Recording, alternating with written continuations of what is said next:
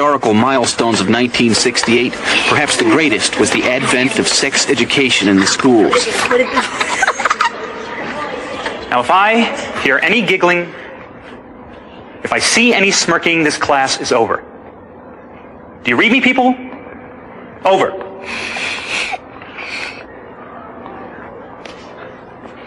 Now, the female reproductive organs look like this.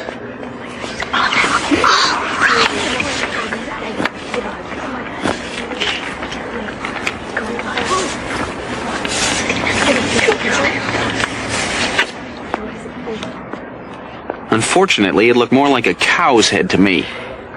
Now, who can tell me what these are? Yes. The ears? Apparently, I wasn't alone. The ovaries. The ears would be up here. Why don't you draw the whole lady? So we know where everything goes. Yeah, oh my god. Yeah, the whole lady. All right. Oh my god, everything.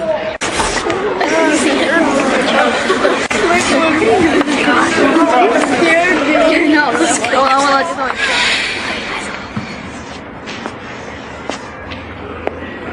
to Suddenly, it became very clear why Mr. Cutlip had never been married. Any man who saw women that way would have no reason to.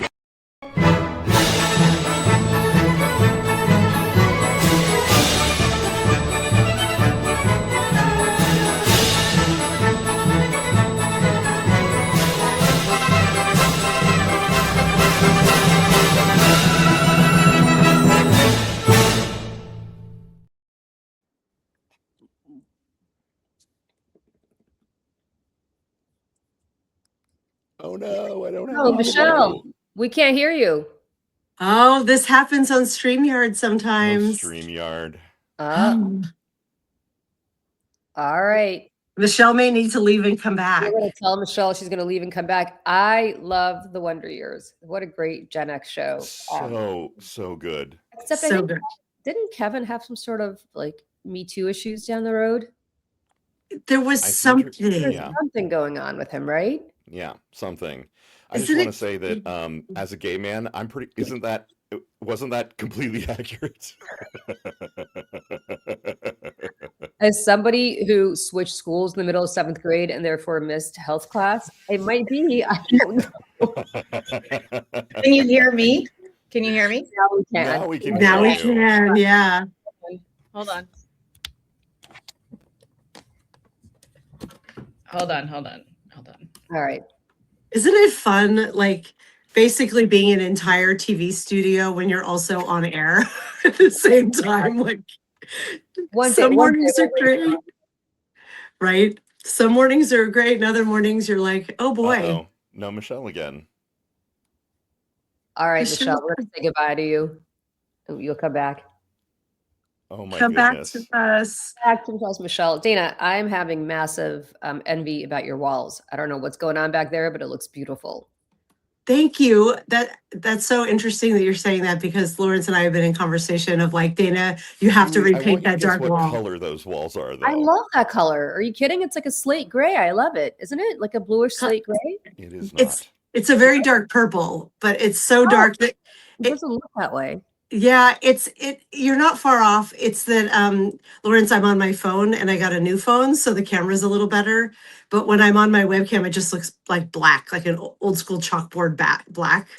It kind of washes me out, I think. So I'm thinking about repainting it, but thank you. Maybe now I won't, because Julie loves it. Well, I love it. So there. It's Maybe a COVID thing. It's slate gray. Right? I am moving. We are moving. We're closing on a new apartment next week. So oh my gosh, congrats. Thanks. So I'm like all about checking out what people have so I could crib from it. And I love that whole look. I think it looks great. Thank you. It was we are literally in the garage of my house that has been refinished, and during pandemic this became my work office, and so everything in this direction is like storage and a crazy mess in my spare fridge, but behind me I was like, It's COVID. I want like a dark, like lady cave down here and I painted the frames and I paid my kids to put art in it, but it's like now 6-year-old art. So I think thank the you. cave is a good segue from the cold open that Michelle Can gave us. I be heard? You can. Yes. Can be heard. You know what I You and I Yay, were- Michelle. It's so what good to I have you. happened because Yes. on this mic, I moved it during the cold open. And if I hit this, Yeah. Oh, that's see when it neat. turns red, that mutes it. And I think Yeah. that that's what it got. I'm a moron. I think so we have the same mic, Michelle. Is it? Is it do you have the Shure? mono? no, I have Shure. Oh, okay. Never mind. Hey, people who are joining us for the first time, we've got Lawrence Winnerman and Dana Dubois here, for people who don't know, from the Daily Whatever Show, who are the bomb, and we're so happy to have you guys here. So thank you for joining us. Hopefully this will Thank be a you. weekly thing, because we love having you. We love being here. Thanks for having us. Michelle, sorry, I interrupted. Go ahead. No, so the fun thing about when you're running the show and you're on StreamYard, and if you leave, and then you have to come back, all the things that you loaded in disappear. So I'm having to load them all back in again. Oh God. It's a lot of fun. It's a lot of fun. So I'm just doing it because I've been running shows on StreamYard, guys, for years. I used to produce a show over the Lincoln Project too. Oh so my God. guys, I've been doing this. I'm good. I'm good. But everybody, the reason so funny, speaking of Lincoln Project, because when I was over there, I actually pulled that clip of the Wonder Years when Lindsey Graham had done a press conference about women's health or something, and he was like surrounded by women and something. And I pulled this and sent it to social, and I was like, can you post this on social and say that this is like a Republican women's health convention or something? And it performed quite well, I believe, on Twitter. But you know, it's what I think about every single time. And yes, I loved The Wonder Years. It was one of my favorite shows. Everybody used to call my dad Mr. Arnold because my dad kind of looks like him a little bit and had kind of that demeanor a little bit. He's probably laughing right now because he's watching. But everybody in high school, they would be like, "Oh, Mr. Arnold." Yes, there is a bit of a Me Too issue, I think, with Fred Savage, which is unfortunate. Yeah. Isn't it funny? There've just been so many like heroes felled that it's hard to remember, other than this general haze of like, oh yeah, he did some bad shit. He did some bad stuff. You kidding? The show? You can swear, it's fine. Okay. Okay, good. fucking God. Please. I know thank you. We swear a lot on the Daily Whatever Show, and then sometimes I go on other people's shows and I'm too glib about it. So But good to know a safe space. I always think of him as the guy, more than the guy from The Wonder Years, as the guy from The Princess Bride, which I think is the perfect little movie. Like, It is. Princess Bride is a classic. yeah. And you think about movies where like nothing, it's just perfect. Like there's nothing you can do to tinker with that movie to make it better. And The Princess Bride is that movie. Absolutely. Years ago that somebody was thinking of redoing it, and it was one of those like, oh God, please don't. Right? Like it's already perfect. You don't need to remake it. Yeah. They almost made it into a Broadway musical. No. Well, it's only a matter of time. They had the rights, and Adam Gettle was writing it. And if you don't know who Adam Gettle is, I don't. His grandfather is Richard Rodgers of Rodgers and Hammerstein. His mom is Mary Rodgers, who wrote Once Upon a Mattress. He wrote Light in the Piazza and Floyd Collins. And he was a little bit of like a teacher friend of mine. And so when he was working on it, he brought the guitar to class when it was like a post-grad thing that I was doing with him. And he played the scene of them like they're tumbling down the hill thing, you know, and he was singing along and stuff. And so he was working on it. And then I don't know what happened, but it never went anywhere because it actually would have been really beautiful. You want to hear a horrible, maybe I shouldn't even talk about it because it's The Princess Bride. We all love it. But the guy who wrote The Princess Bride, I think his name is William Goldman. Yeah. I'm scared. I know. When I heard the story, I was not happy. Do you know my friend Gretchen Carlson? I don't know if you guys know. Oh, yeah. You know the story, Michelle? Yeah. Yeah. She was a Miss America, and he was a judge on Miss America that she was competing in, and she won Miss America, and he body shamed her for the entire time that she was Miss America, for that entire year, in the worst, most public, horrible ways possible. Why? Well, I guess she wasn't thin enough for his Miss America standards. Good Lord. Gretchen Carlson, just so people know, is teeny tiny. Like she's like 5'1". No, she's my 5'3", but yeah. I mean, standing next to her, maybe I had heels on, so it was a little different. But she seemed similar to my height, so maybe a couple inches taller than me. When you're a little person like that, you know what I mean? It's, I don't know, like, because I did Miss America program, and I used to, even if I gained like 5 pounds, man, ooh, the message boards. It was like, oh, Michelle Kinney, have you seen her lately? She's fat, blah, blah, blah, blah, blah. And it was like, you know, I had literally gained 5 pounds. This was like in the early 2000s. I know. Do to women can only and imagine girls. the 80s. It's disgusting. The 80s. But this was like a judge on the contest, and she had to become Miss America, and he just went nuts and like wouldn't let it go. And when she told me this, I was like, no, not the guy who wrote The Princess Bride. Like, it is the most wonderful, accepting.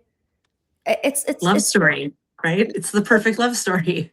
Yeah, and it's like, well, although I always he was a screenwriter. He wrote the screenplay for All the President's I think he wrote a bunch of stuff. Yeah. I hate this story. Michelle, though, I'm still a little stuck that you were in the Miss America circuit. Like, yes. Yeah. I didn't know you were a pageant queen. That's amazing. It's like part of my like embarrassing past. I will say this. I met a lot of really incredible women who I am still in touch with today from 26 years ago. So I'll say that. One of which, you know, went on to become Miss Arizona. She's like this big time lawyer in Arizona now. She represents Planned Parenthood. Like, she's badass, a concert pianist. This is how I met Mallory Hagan, who went on to become Miss America. She worked with us at Seneca Project because I was a judge for like the Miss New York City pageant after the fact, and that's how I met her, and because she had won. But yeah, the reason I did it in the first place is not because I was terribly girly or anything like that. I really was not. Didn't have any style at all. It's because I sang, and like I wanted an opportunity to sing, and that's really what it was. And so I did, and because talent was 40% of your score, I clean up. So yeah, that's how Gretchen became. She said that's how she became Miss America, because the year that she's an incredible. She was a violin virtuoso. She was like a uniquely talented, like, genius violin player as a child, and she was a walk-on. She didn't come up through the pageant program. She literally was like, her mom was like, you should do Miss America. She's like, okay. So she Miss Minnesota went to Miss America, and literally I think it was like the third pageant she did. But she same thing. She said the reason that she won is because she was just, talent was like 50% of the score that year, and that's how she became Miss America. And if you've ever seen, she sent me her Miss America violin performance. I've seen it. It's insane. Like, she's really, really good. Yeah, I mean, I love this story. Yeah, because you think of beauty pageant contestants as like they're, reputed. Their reputation is for being just like vacuous, just beautiful. I'll be really honest. Like, there's a lot of terrible people also that participate, and a lot of them are like, did the teen program and the this and the this, and they've been doing them forever. And they can be really mean and awful, and like a lot of the women can be awful, like surrounding, like the older women that are like volunteers and stuff can be really nasty. But for the most part, like, then there's like people like me or like Gretchen who just was like, oh, like, I'm 18. I have this thing. I'm going to go do this, and some people get some scholarships. and have an opportunity to sing. Like, and that's what I wanted to do. And I got to sing at Miss New York. And, you know, when I was 18 years old, like, I mean, I was the youngest person at the pageant that year. There was like 30 girls at Miss New York that year, and I was the very youngest. And I didn't place, and I was like, it's fine. Like, I was just happy to be there, and I just wanted to go off and go to college. And, you know, like some of these women were like 24. I'm like, I can't compete against these. Like, they're women. I was like a little girl, you know? And I did it one more time when I was 21, and I won a local, and I was going to go to Miss New York, and this was after college. And they made me choose between going to a post-grad thing that I was doing in New York, because I was about to move to New York, and going to an orientation weekend for Miss New York. They made me choose between the two of them. And I was like, so I had to give up my crown like 2 months before Miss New York. Wow. How do you get to Miss New York? You have to win a local. You have to win a local. Mm-hmm. And what are the locals? It's not every town in New York, because that's a lot of towns. No, it has to set up. It has to be like an official Miss America preliminary through like, and it can be anything. It can either be, you know, closed off geographically. You have to live in the county or whatever, or it can be an open pageant, which sometimes they'll do like, you know, one in Albany, and like, but you can live anywhere in the state or something like that. But I was Miss Thousand Islands, and which is actually a place, just so people know, it's a place. Not just a salad dressing. Not just a salad dressing, although that is where the salad dressing was invented. Oh, really? I didn't learning all kinds of things this morning. Wow. Yeah, and because I believe it was like was it the Astor or the Waldorf Astoria person, whatever, was up there vacationing and had it at a restaurant or something up there. I believe it was like the Thousand Islands Inn or something. Anyways, and he brought it back to the Waldorf Astoria, and that's how it became what it is. So the Thousand Islands dressing, but it's also a place, and it's beautiful, and it's on the St. Lawrence River between New York and Canada. So, by the way, Robert, you asked, did Trump ever walk in on you, Michelle? I got to make it very clear. He ran the Miss Universe pageant, which is that's a whole different situation. Scholarship program, Miss America, merit-based. Yeah. Merit-based. It is talent-based. Miss Universe is truly all about looks, like, which is how he designed it. Yeah.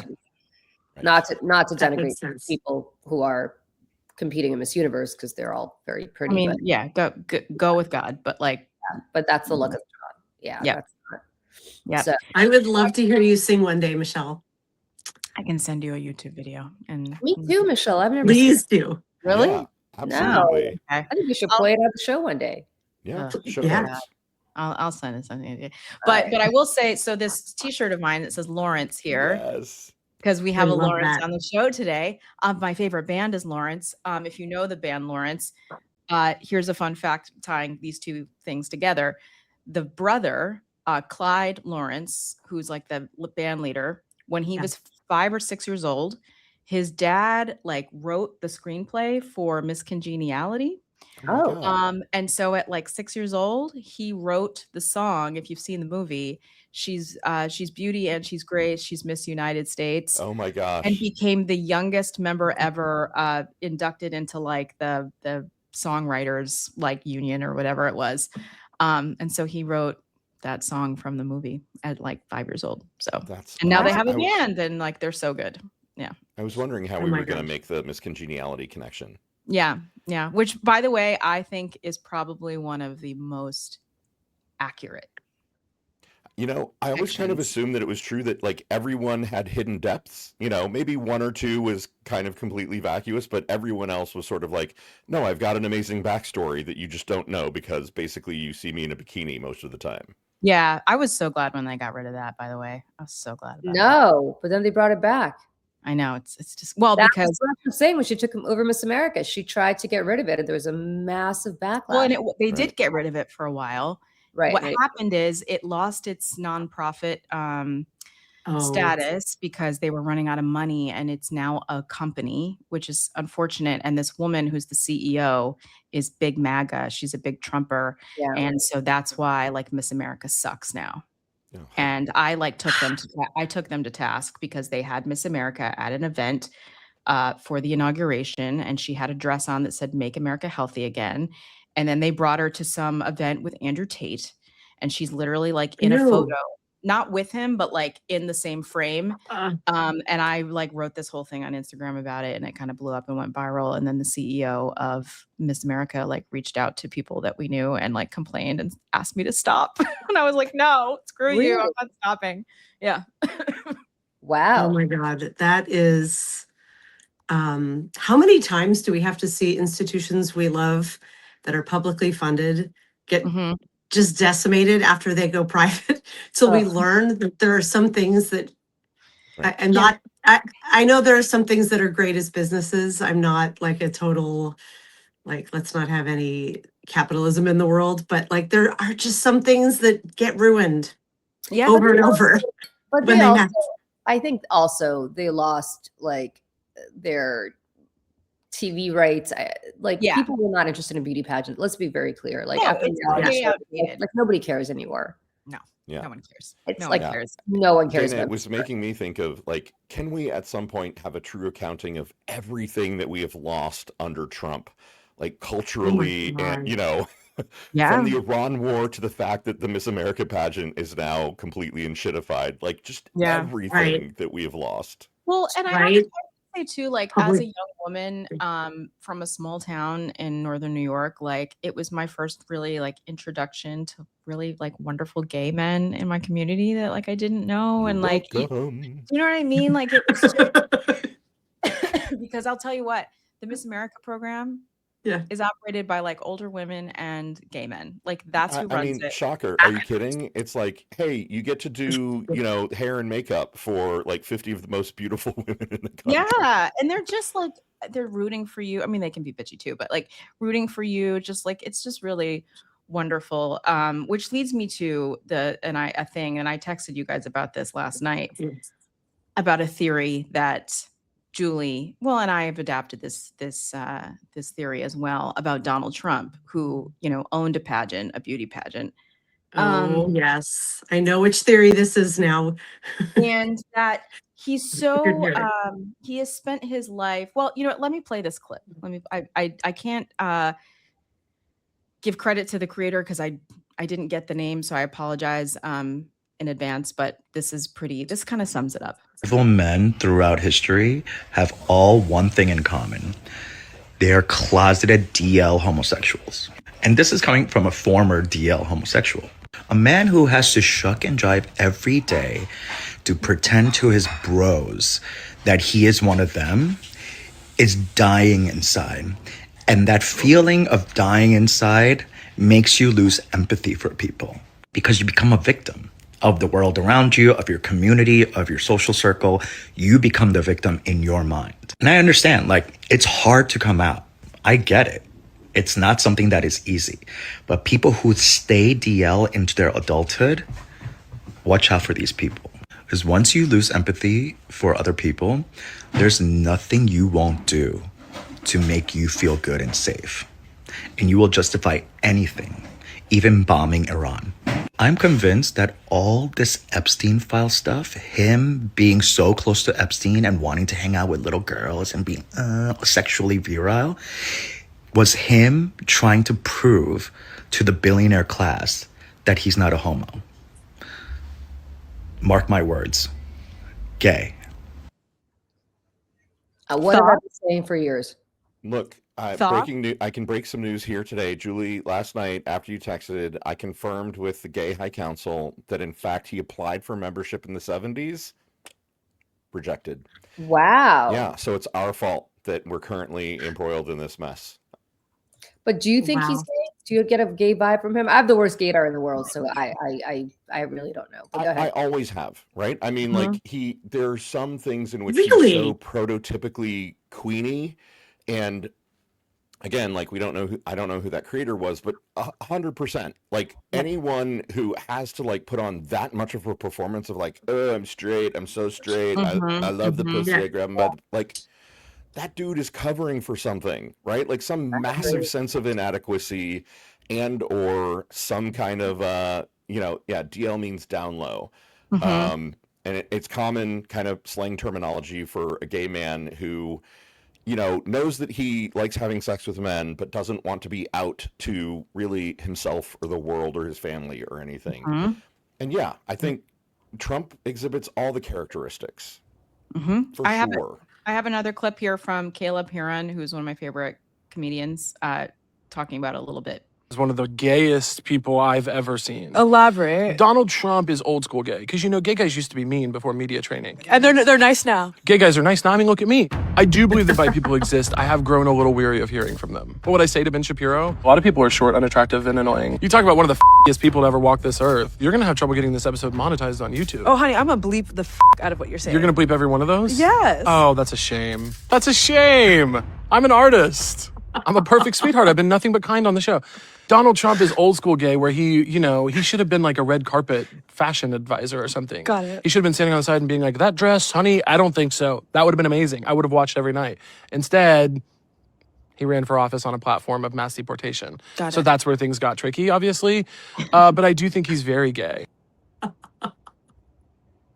I mean, yeah. Yeah.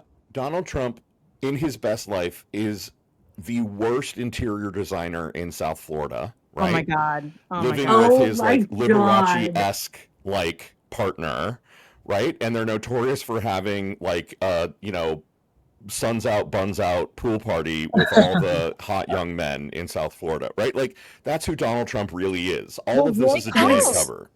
It explains all the gold. Right. He's the worst interior designer in the world. That's why all the gilding, Lawrence. It's Liberace. He's also a terrible dresser. So how do we reconcile those things? Hey, I'm gay and I'm a terrible dresser. We don't all inherit all of the skills. No, I mean that's high. There's no self-respecting gay man who would ever no. Yeah. No, not surely we have all met gay men who don't have taste. A couple. You guys live in New York, so your sample pool is different. Right. You get the creme de la creme in New York. Elsewhere in the world, like in Fort Wayne, Indiana, it's all the people who can't make it in New York. Right. And you have to think culturally, he never found his people. So he's been at odds. Right. But I'm thinking about, God, there's so many news things that they all get blurred. But I do remember seeing that he forces the men in his cabinet to buy those terrible tacky like Florsheim shoes in sizes that are too large for them and to wear them. Yes. And okay, so here I have a few clips here, okay? We're gonna watch them. There's this creator, and his name is Branson Gates, okay? At Branhattan, okay? He takes clips of Donald Trump saying things that are I know who this guy is. He's so funny. That's hilarious. We have a a whole bunch of them, and we're going to watch them. Muscles in this guy. Excuse me. Could you stand up? Look at that guy. You in the beautiful white shirt. Would you look at this guy? Holy mackerel. I'm looking at him. I always wanted to look like that. I just didn't want to do the work. You look good. Don't let anyone stop you. You look good. Moving Muscles in this guy. Excuse me. Could you stand up? Look at that. Hold on. In the beautiful white shirt. Would you Is that the same one? Let me do this. Every guy, man. Why is this happening? Okay, now it's a different one. You're good. Okay, hold on. Man and woman. Look at that guy, how handsome he is. I'll kiss him. Not with a lot of enjoyment, but that's okay. He says these things all. Where are you, Harrison? He's a handsome guy, by the way. It's usually not my thing, but he is a good-looking sucker. Anna. Oh my God. Paraguay is here. President, thank you very much. Young, handsome guy. It's always nice to be young and handsome. Doesn't mean we have to like you. I don't like young, handsome men. Women, I like. Men, no, I don't have any interest. Good. That's right. Thank you very much. You're doing a great job, too. Politicians, they would like the questions screened. I don't ask for screening of the questions. You can ask me anything you want. You can talk sex. You can do whatever the hell you want. I'm here for you. Whatever question you want, you can ask. So do you want to do that? Do we have some people handling this? Here he comes. Look at this man. Very powerful man coming up, ladies and gentlemen.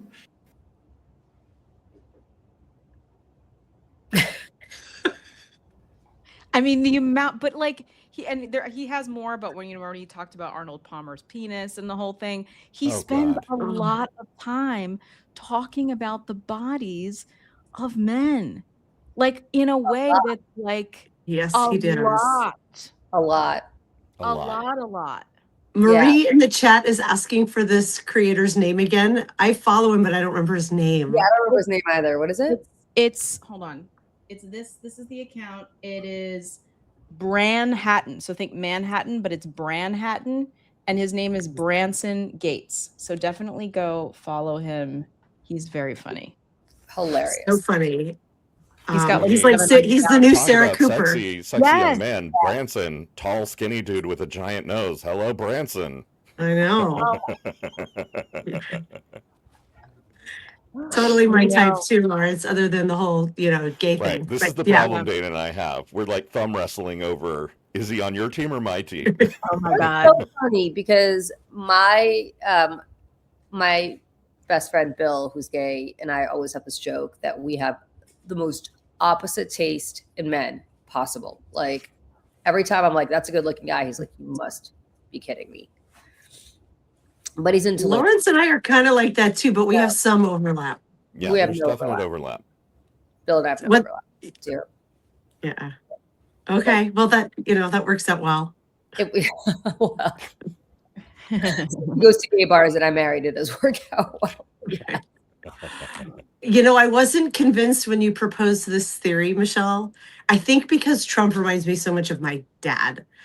But I'm convinced now. You've sold it. And so we like George Bush Jr. was all because he really wanted to be an artist, right? At the end of the day, that guy wanted to go to art school and paint.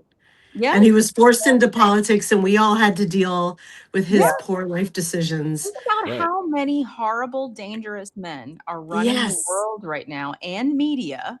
Right. I mean, listen, look at Roger Ailes. And Julie, I know you can't really weigh in here, but I've heard from people that was a theory about him as well. If you know about his showbiz background, in his spare time, he used to go to tap dancing class.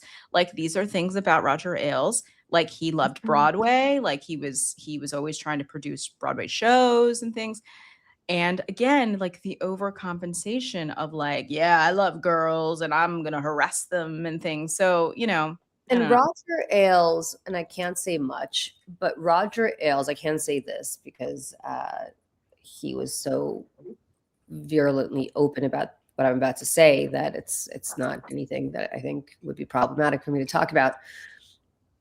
Had bulletproof windows installed in his office on the second floor of Fox News because that way, and I'm not kidding, and I quote, the gays can't shoot me from what?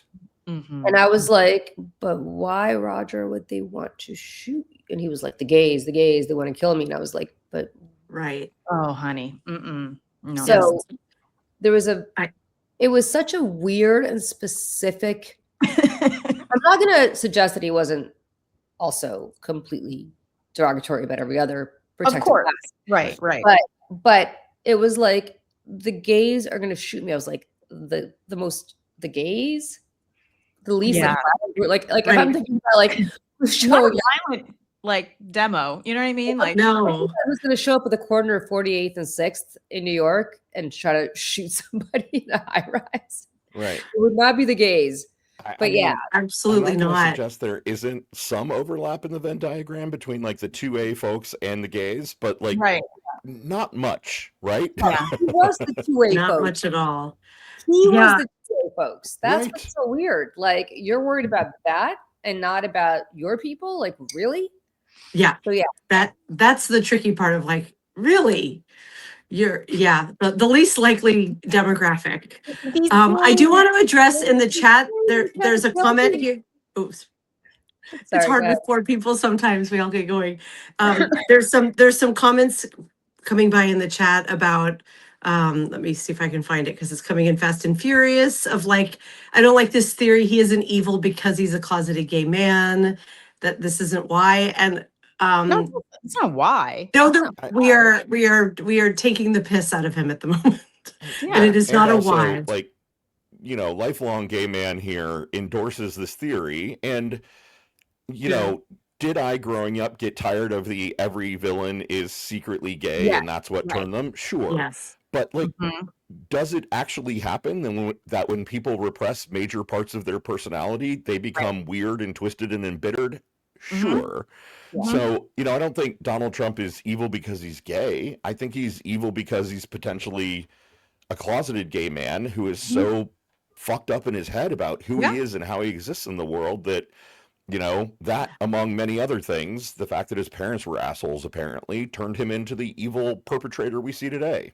I mean, Well, think sorry, go about ahead. that. Like, sorry, but like, think about with his crazy father and how awful his dad Right. was to him. Exactly. If you had any kind of like, and listen, especially for those of us who are Gen X or older, and he's older, coming out, and Lawrence, I don't have to tell you this, like, I feel like I'm preaching to the choir here, but like, he could never have come out to his crazy No. father back in the 1950s.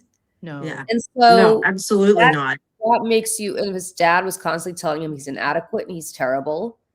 And I'm sure if you're gay, Right. you're translating that as in, my dad doesn't even know why I'm inadequate, but that's really why I'm inadequate. I'm not making my dad proud Right. in ways that he And- doesn't know. So I'm going to go out of my way to make him proud by being a humongous asshole and just taking what is owed to me because I'm such a victim in ways that nobody even understands. That it's like the whole victimhood thing where like, if I'm a victim, that means that I'm going to victimize, hurt people, hurt other people. or whatever. Right. Right. Hurt people, hurt people. That's Yeah. exactly And right. I've said this before. I think to you all, and I'm going to try to downplay it so I don't sound as outrageous, but I really do at my core believe that the majority of the world's problems are about men's relationships to their own penises. And if Donald Trump has some kind of inadequacy in that department, on top of the fact that he's potentially closeted, on top of the fact, Julie, to your point, that his father was constantly telling him that he was inadequate, like, absolutely, that's a cocktail for the crazy sort of narcissistic, manipulator Yeah. that we see before us today. Like, we're all a product of our own bullshit. Like, I don't know how else to describe it. We've all got it in some Yeah. way, shape, or form, Yes. right? And so we're all the people who we are because we're all the product of our childhood. We're all the product of our parents. We're all the product of what life has Yeah. thrown at us. And if you are a little bit evolved, you kind of work on those things and try to become a better person. Donald Trump's not somebody who's worked on those things, No. Right. No. right? Or even That generation, Yeah. like, So, that like, generation of men did not have those tools, and he is the worst But- of Yeah. the worst Yeah. example of them. So whether he's gay or not gay, I don't think even matters. I mean, it does matter in the sense that I think that would contribute a lot to like everything I just said. But I think just generally, like the fact that he grew up surrounded by a horrible situation with his dad Yeah. and completely insecure because he was growing up in Queens where he wanted to be Manhattan. And for people who are not from New York City, today, I mean, Queens is the most diverse. I think it's the most diverse place. Most languages spoken in any place in the whole world. Yeah. Oh, So love yeah, that. like you want good food, you go to Queens because you can Yep. basically be in like Anything. anything, Oh, yeah. anything. It's fantastic. However, especially back then, and even still today, but really back then, it was not what you consider to be if you're. It's not the glittery part of glittery part of New York City, right? That's Manhattan. Right. So he's somebody who always wanted to be here and not there. Mm-hmm. Secure about it, and when he finally made it here, nobody took him seriously. Mm-hmm. All these other real estate people never took him seriously because they're established and they're, he's just not one of them. Right. Mhm. And he's like weird easy. Right. And he's a weirdo. And And they still, he's performative of all the things, right? He's like, I'm gonna perform rich person to you. I'm Yeah. gonna, you know, my women are gonna have big boobies, and I'm gonna wear, with fur coats, and I'm gonna have a stretch limo, and I'm gonna put Golden gold on toilet. everything, and like a golden toilet, and everything about nothing about him is genuine or real. Right. Nothing. Yeah. Have you even ever seen the man laugh? Like genuinely laugh. No, like a kind-hearted, like I found that truly funny and it touched my soul kind of laugh. No, Nothing. never. No. Nothing. Maybe once or twice, but it's always, and I can't think of when, but it's always been in a mean context, right? Yes. Like, Yes. like I think when he was making fun of that reporter who was disabled, there was a laugh in there, but it was like Yeah. I'm being mean and I'm laughing at myself being mean. Laughing at something. Right. Yeah. It's never like, you know, oh, like a little kid was cute and did something cute and they're like, oh, ha, ha. Nothing. No. He doesn't smile, he doesn't laugh, and he performs emotions and performs exteriors. You know what I mean? Everything about him is a show. Everything. And and who's to say that this isn't also?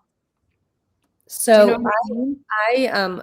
I knew and I don't want to, I like him, so I don't want to embarrass him by naming him, but I know of somebody who was a closeted gay politician that then came out, you guys could probably figure out who it is, came out in a humongous scandal about 25 years ago. Mm-hmm.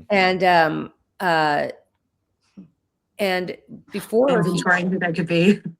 he came out, like I remember he was going out of his way to sleep with hookers, women, to talk about how much he was getting laid, like, and everybody's like, he can't possibly. I mean, there were always rumors like he can't possibly be gay. Look at how much he's a womanizer, and it's like he's overcompensating, friends. Like that's what's going on right now. Right. Because normal guys don't feel the need to behave that way so overtly. Yes. Julie, there was I won't name names either, but there was a handsome young politician from a southern state a couple decades ago who everyone was like, oh, he's one to watch. Like and I remember meeting him in 2004 and in person and oh my God, he's gay. Like there's just the instant sort of gaydar of like, oh, the reason we hear stories about him dating supermodels and, you know, and being caught with hookers is because he's covering for something. Right. And I'm absolutely certain that is why he did not go on to higher office and ended up dropping out of politics shortly after that. Sure. Because he couldn't reconcile who he really wanted to be. And I don't know, I haven't Googled or anything, but I think it's a real thing, right? I think that people from a certain generation don't confront Dana and I talk all the time on the Daily Whatever show about like Gen X. Part of our thing, we think is dealing with your shit, right? Like whatever your damage is, you've got to figure out, go to therapy, right? Go break the cycle. Right. Go dance under the moon, right? Like go shake a drum, bang a drum, whatever. Like your job is to break the cycle. Exactly, Michelle. Like your job is to not pour that dirty water into the next generation. You're supposed to filter it and clean it and be better. Yeah. We are a fulcrum generation between the old school, like you cram it down the cram hole and you don't deal with it. Right. And then who knows what comes up, and the millennials on after us who are quite proficient in therapy speak and know how to go do the work. We're the go-between. The large majority of my friends all have therapists, and we all talk openly about it. When at my last job, we had like a department calendar, and we all had our therapy sessions, worked into our schedules, and we were all very open about it. And like, oh no, like she can't do this on Thursdays because he's like, but like, and a couple of them were Gen Zers too, but like it was, for the most part, it was millennials and Gen Zers. And we all have therapists, and we're all, it's all just part of our lives. And it's a thing that we do, just like going to the doctor or brushing our teeth or whatever. And here's the other thing, when it comes to like the sexuality, I think conversation, I think Gen Z especially is hyper aware of this. It's all fluid, right? I mean, I don't think anyone's 100% straight. I don't think anyone's 100% gay. It's just, that's just not, and if you look at the MAGA manoverse, they are so terrified of not seeming masculine, not like, what was I watching? I can't remember what I was watching, but it was, somebody was doing a bunch of interviews and stuff about the manosphere. And it's like how the Gen Z manosphere is okay with gay guys, Okay, they're like cool if they're bros or gay, but you can't be feminine. That's too much. You have to be a bro and be gay. Right. And It's that's the, all this looks maxing I was thing just going to with say, like Michelle. where they're Yes. taking hammers to their faces to try to Yeah. chisel their bones. Like, Wait, what? yeah. Yeah. Have you heard about this? And tap their Take faces. hammers to their faces? What Yeah, do you they Yeah. and just like Clavicular, tap like it, this tap it. Yep, this is Gen what Z they looks do. maxer uses a hammer to break his own cheekbones Uh-huh. so that his cheekbones are more prominent and sharper. Why don't you just go see a plastic surgeon? You Get They don't Sure. have money. They don't have the money to do it. It's like Yeah. DIY plastic surgery. And I Yeah, saw an it's interview. terrifying.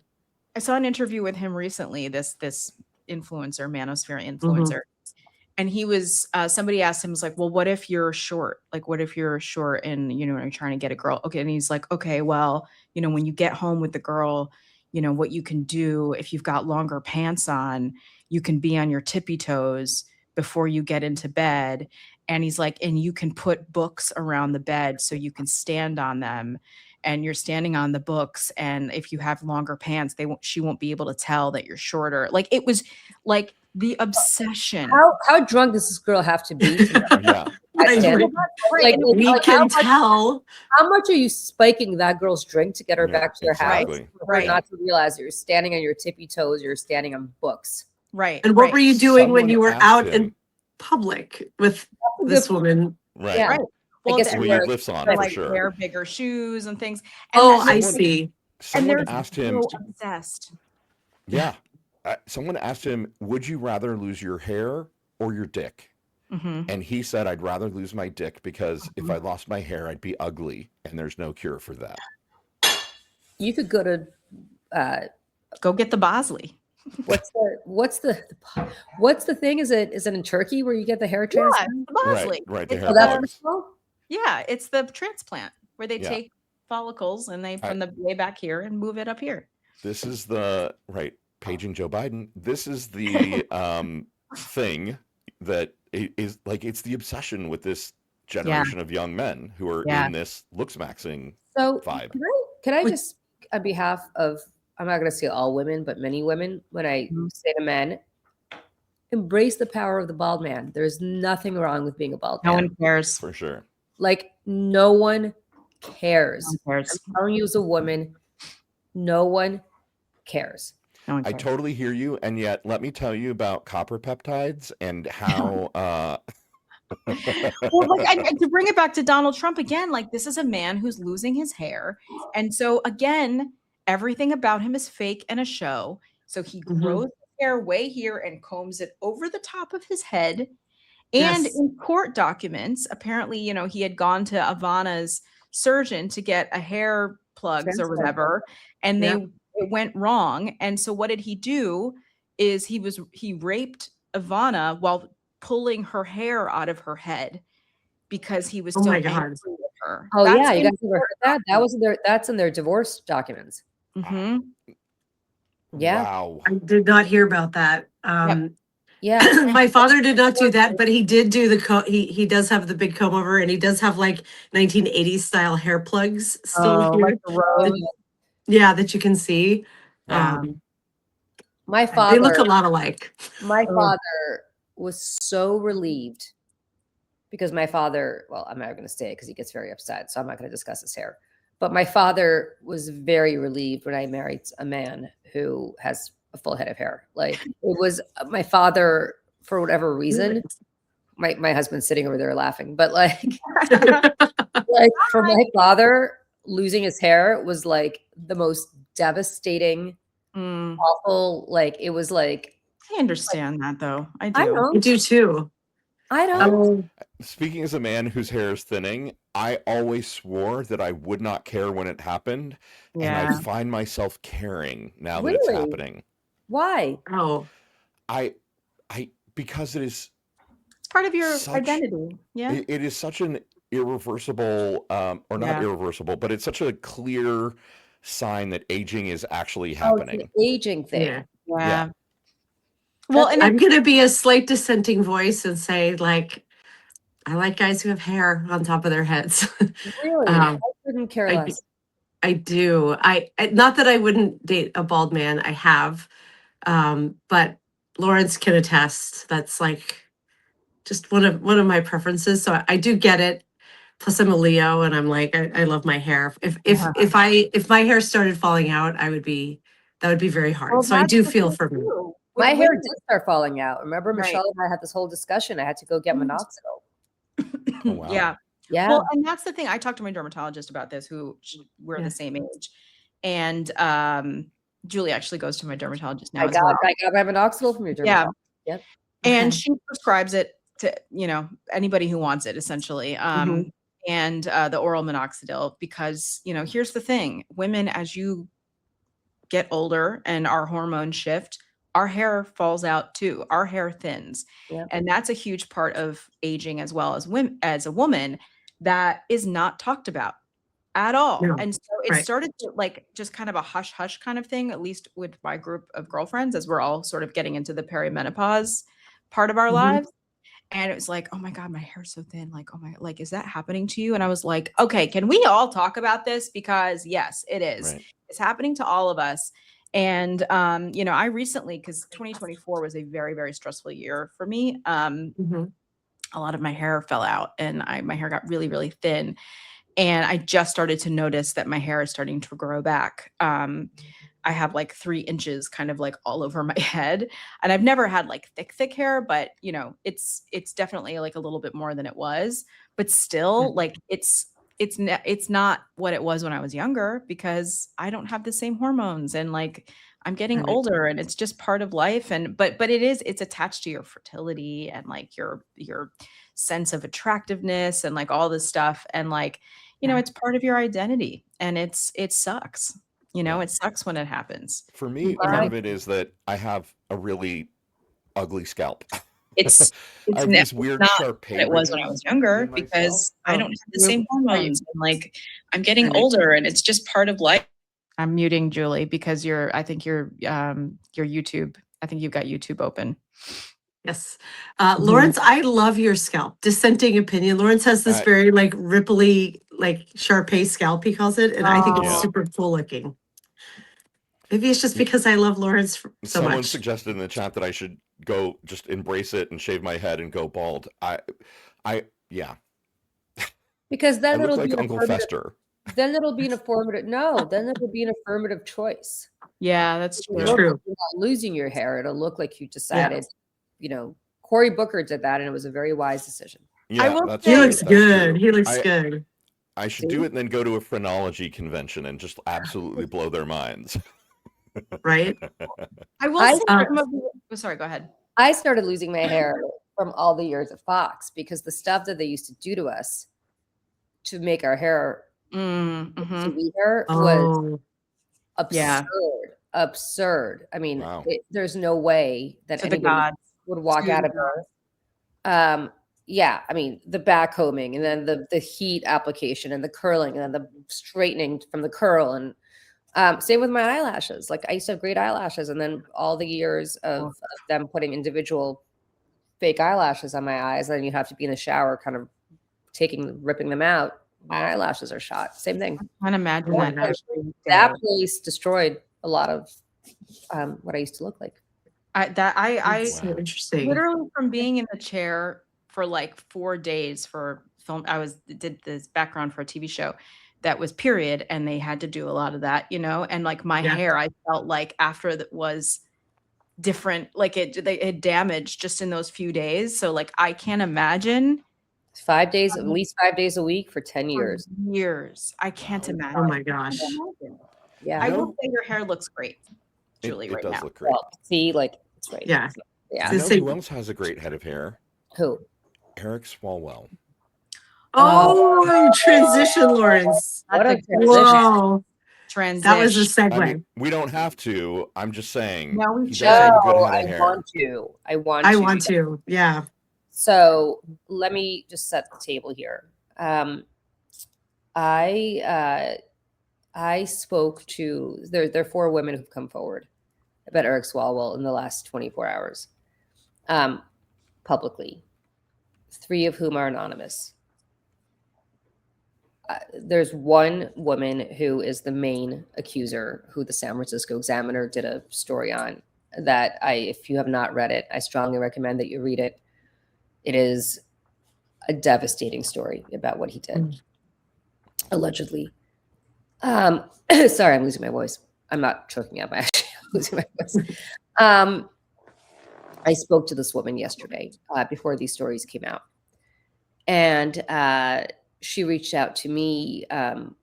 I talked, so for people who don't know, in addition to everything else that I do, I run a nonprofit with my friend Gretchen Carlson that focuses on silencing mechanisms as a result of everything that happened to us at Fox News. And so over the last decade, I have spoken to, I don't know, it's got to be in the thousands of mostly women, men too, but mostly women, about things that they've gone through in the workplace. And most of these women are bound by NDAs and they can't talk to anybody about this, but they know they can talk to Gretchen and me because they know that obviously we're lockboxes. And this really runs the gamut from very famous people that you've all heard of to people who are just regular folks, you know, working blue collar jobs that are in some ways the worst off because they don't have platforms to actually stand up to this. And it's awful. Yeah. So I've heard some really bad stories over the years. Friends, this was one of the worst. Really? One of the worst. And she was 20 when she went to work for him. He was almost 40. And I don't want to belabor the San Francisco Examiner story. People could read it for themselves. They can go to CNN.com because 3 other women, in addition to her, also spoke to CNN. I spoke to her until about 1 o'clock this morning. I mean, she and I have been in touch quite a bit. He needs to go. And the part that I want to just say, and Michelle and I talked about this yesterday, but I think it bears repeating today for anybody who did not see us yesterday, is I went on Twitter yesterday, and I don't go on Twitter all that much anymore, but I went on Twitter yesterday and basically said that this is inexcusable and he needs to go. The amount of vitriol that I got from our side of the aisle about this, and how dare you, and you're innocent until proven guilty, and there's been no trial, and you're a Republican, and why don't you say anything about Donald Trump? Which, like, really, have we met?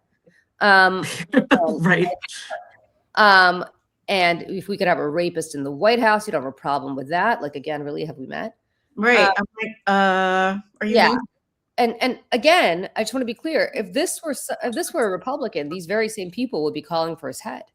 Yeah. And my whole thing is, you got to be consistent. Absolutely. If you're going to be, or else just shut the fuck up. I mean, seriously, just then stop. Then you have no credibility to talk about Trump or about Epstein or about his victims, survivors, or about all the men, because the only person that has been convicted who's still alive today in the Epstein matter is Ghislaine Maxwell.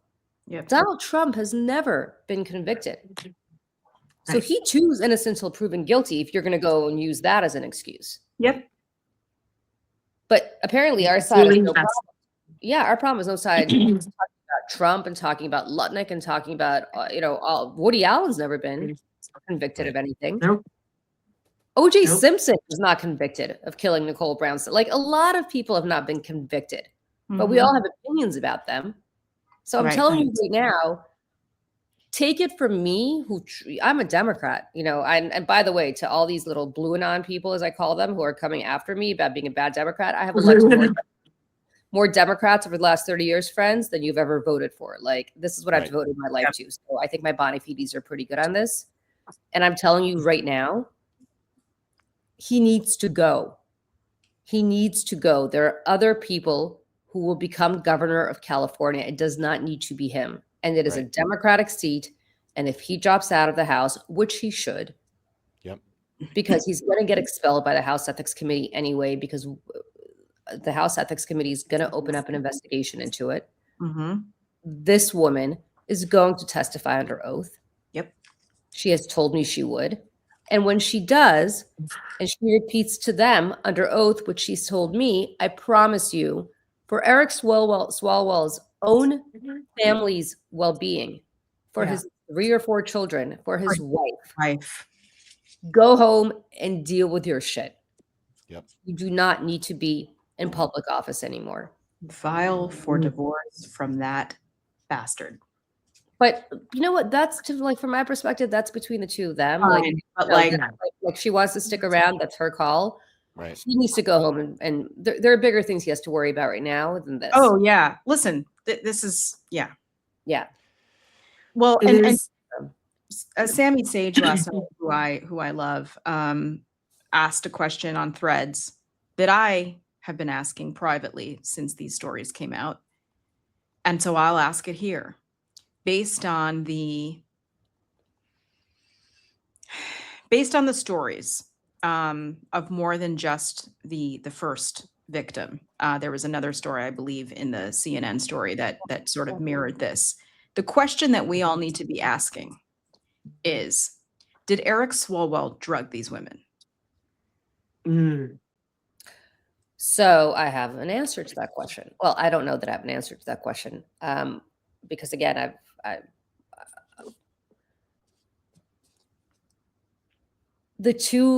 so there are 4 women that have come forward.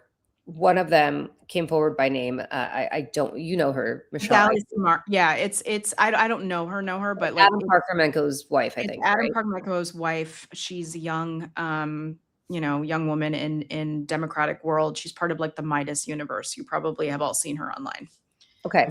He wrote a wonderful note by the husband wrote a wonderful note for her last night. I saw. So. Yeah. So she came forward by name. The other 3 women, including the one that I've been speaking to, have not. And the reason they haven't, friends, and everybody's like, why doesn't she put her name to this? First of all, since when do we insist that sexual assault survivors like unmask themselves? We don't. Second, she didn't. For the same reason that, to be perfectly frank with you, when I thought about suing Roger Ailes, I desperately tried to do this privately before I went public, because you understand it's going to impact your career, it's going to impact your life. Yeah. And you don't want to be known as that person professionally for the rest of your life. And so she doesn't need to, the onus is not on her to put her name to this. But her claims have been vetted. They were vetted by CNN. They were vetted by San Francisco Examiner. They were Chronicle, by the way. I thought it was Examiner. I don't think it was the Chronicle. Oh, was it the Chronicle? Sorry. Yeah. And I wouldn't say they were vetted by me in the sense that I, spoke to others, but I will tell you that I trust me, after a decade of this, I have a pretty good sense of where things are, and she's deeply credible from my perspective. And so I just and then the other question is, why now? Why now? Why right before his election? Yes, I'm seeing that in the chat and I raising my hackles, Julie. You take it. And I will tell you why now, friends. Why did E. Jean Carroll speak up after Donald Trump already was president? Or Christine Blasey's Ford. Christine Blasey Ford. Brett Kavanaugh. Right? Oh, why is she waiting until? Yeah, why now? Or Why now? Anita Hill or Anita Hill, right? It is not on our time frame that survivors speak up. They speak up when they speak up. And I will tell you why now with her. Because this woman was getting calls from a reporter about other women. And she did not want to come forward. And then she spoke to the campaign. And the campaign basically was like treating her like, the campaign manager asked her, did this happen to you? And she hesitated. And the campaign manager said, actually, I don't want to know. And then they started to treat her like they had nothing to worry about with her, that she was never going to speak up because she was just some little, like they didn't have to worry about her. And that upset her because she felt like she was being dismissed. She did not start. She didn't matter. And that's why she decided to come forward. Yeah. It is a problem of his making. The onus is not on her. Right. The only person who should be blamed for this is him. And to the answer to your question of, was she drugged? CNN spoke to her. CNN spoke to another woman whose name she does not know, because CNN has also not disclosed that other woman's name. And Didn't they share are not- stories to each other. They did not share stories with each other. They did not know each other. Their stories are strikingly similar. They were in a bar with him. She's not making the allegation that she was drugged. You could draw your own conclusions. But both these women had very striking allegations. They were drinking with him. They woke up in a hotel room the next day, completely out of it, not remembering anything except little snippets of what happened. Yep. And the other thing that I've seen is women in my in my mentions being like, Horrifying. well, they shouldn't be drinking. I mean, this is what happens when you go Oh my drinking. God. Horrifying. Lord. Shut up.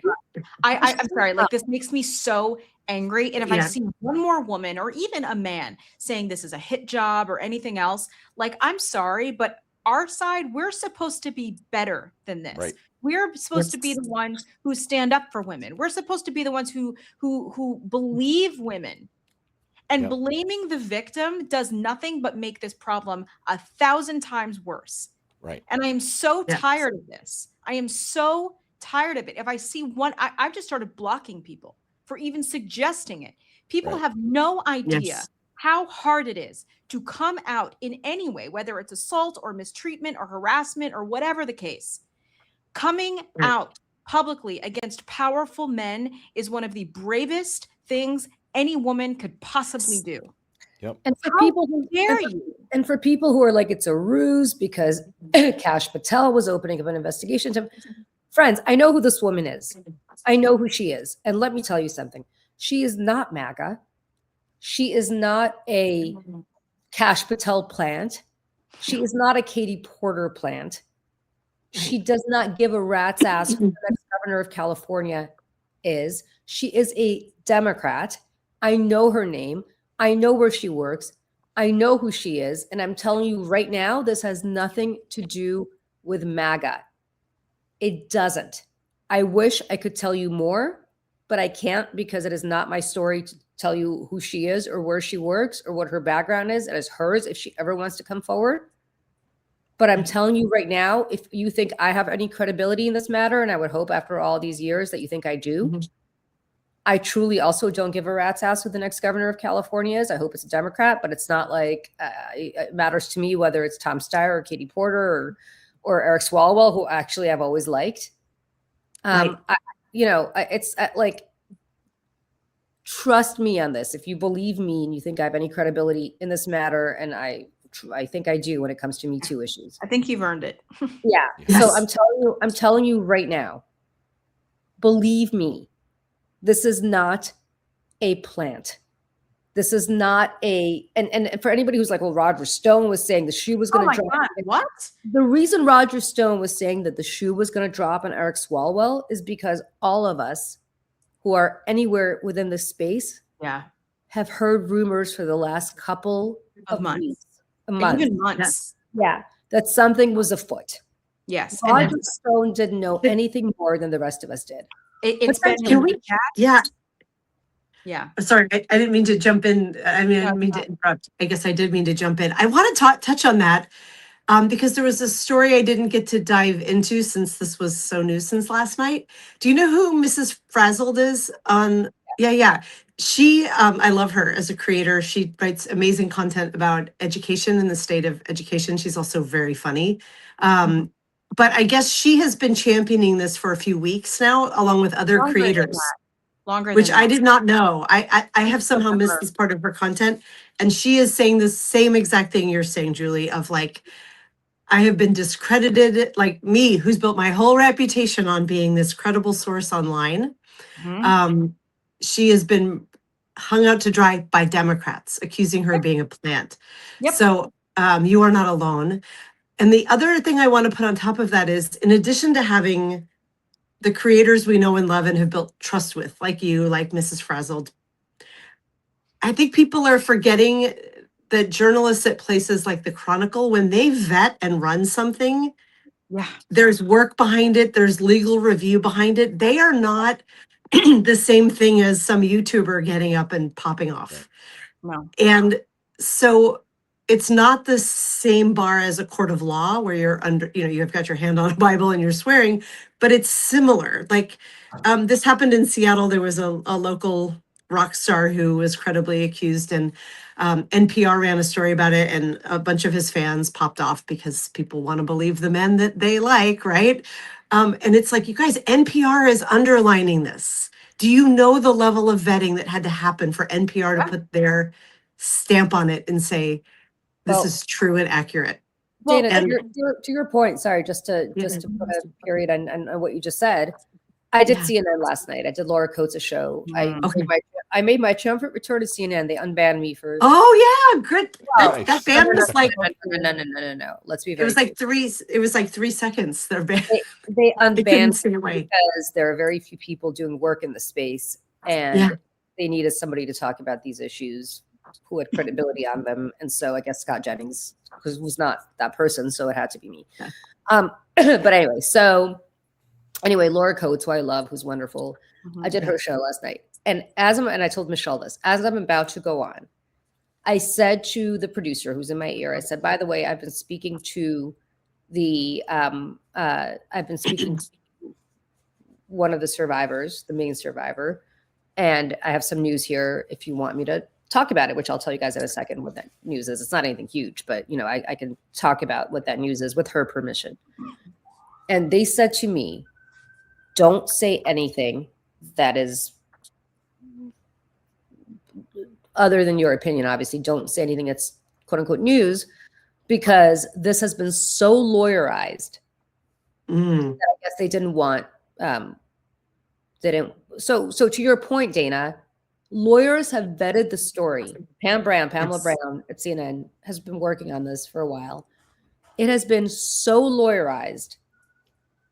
CNN would not run this. Listen, if I woke up today and I said, John Smith, raped me, CNN would not run that story. No. Unless they had done incredible due diligence on this. Right. This is one way in which our litigious society serves us. The due diligence is immense before a place like CNN will run it. Yeah. Now I will say to you, it's kind of crazy that they wouldn't let me say what I wanted to say. So I'll just say it here, which is that this woman is more than willing to put her hand on the Bible and testify under oath to the House Ethics Committee about what happened to her. So to the extent that I think Eric Swalwell's days are numbered, as I said, once she does that, I think it's over, because her story is, it's devastating.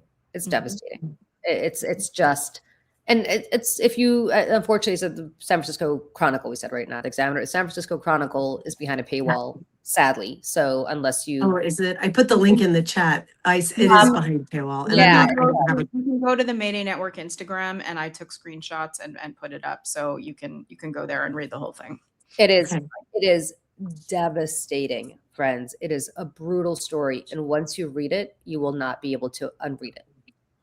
No, it's extremely detailed. And the other thing here is that, Senator Gallego from Arizona, withdrew his endorsement of Eric Swalwell last night. But I want to say that first, he came out swinging against the liberal activist who was trying to take down Eric Swalwell.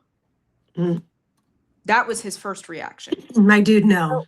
So as much as we all want independent media and independent journalism and all these things, right? We all want these things until something like this happens. Oh, and then we have questions. Do you and to your point, Dana, you were saying about all these creators who've built up all this trust. You think someone who's built this on their own backs, without any resources, without a team of lawyers or a team of researchers, is going to risk everything? And V said this too. She's like, hi, award-winning journalist here. And they said, like, listen to me. I knew you think I'm going to come out and say something that I don't know about? And same with Mrs. Frazzled or Miss Frazzled. She's been talking about this for months because and by the way, so people know there's 4 that have come forward. There's way more. I've heard 20, that there's up to 20 more who are considering coming forward. That is the number that I have heard as well.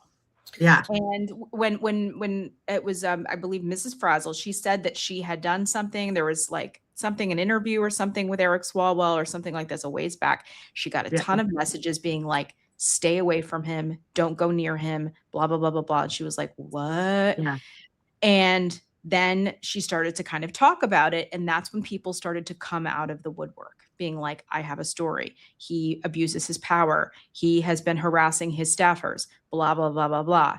And obviously it's so much worse. And it's funny because I got a message from my friend Nikki last night and I didn't even remember that I had said this, but she was like, Michelle, she goes, your spidey senses. And I was like, what are you talking about? And she said, well, she goes, you told me years ago that you thought something was off with this guy.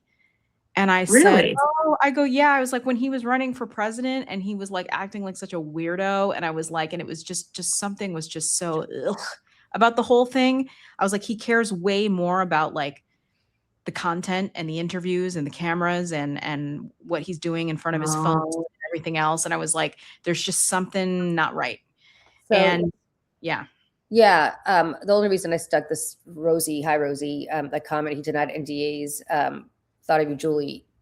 He did deny NDAs. And the other news that I have to break here is that he actually did use NDAs on his presidential campaign. I don't know whether he used them on his gubernatorial, but he did use them on his presidential. And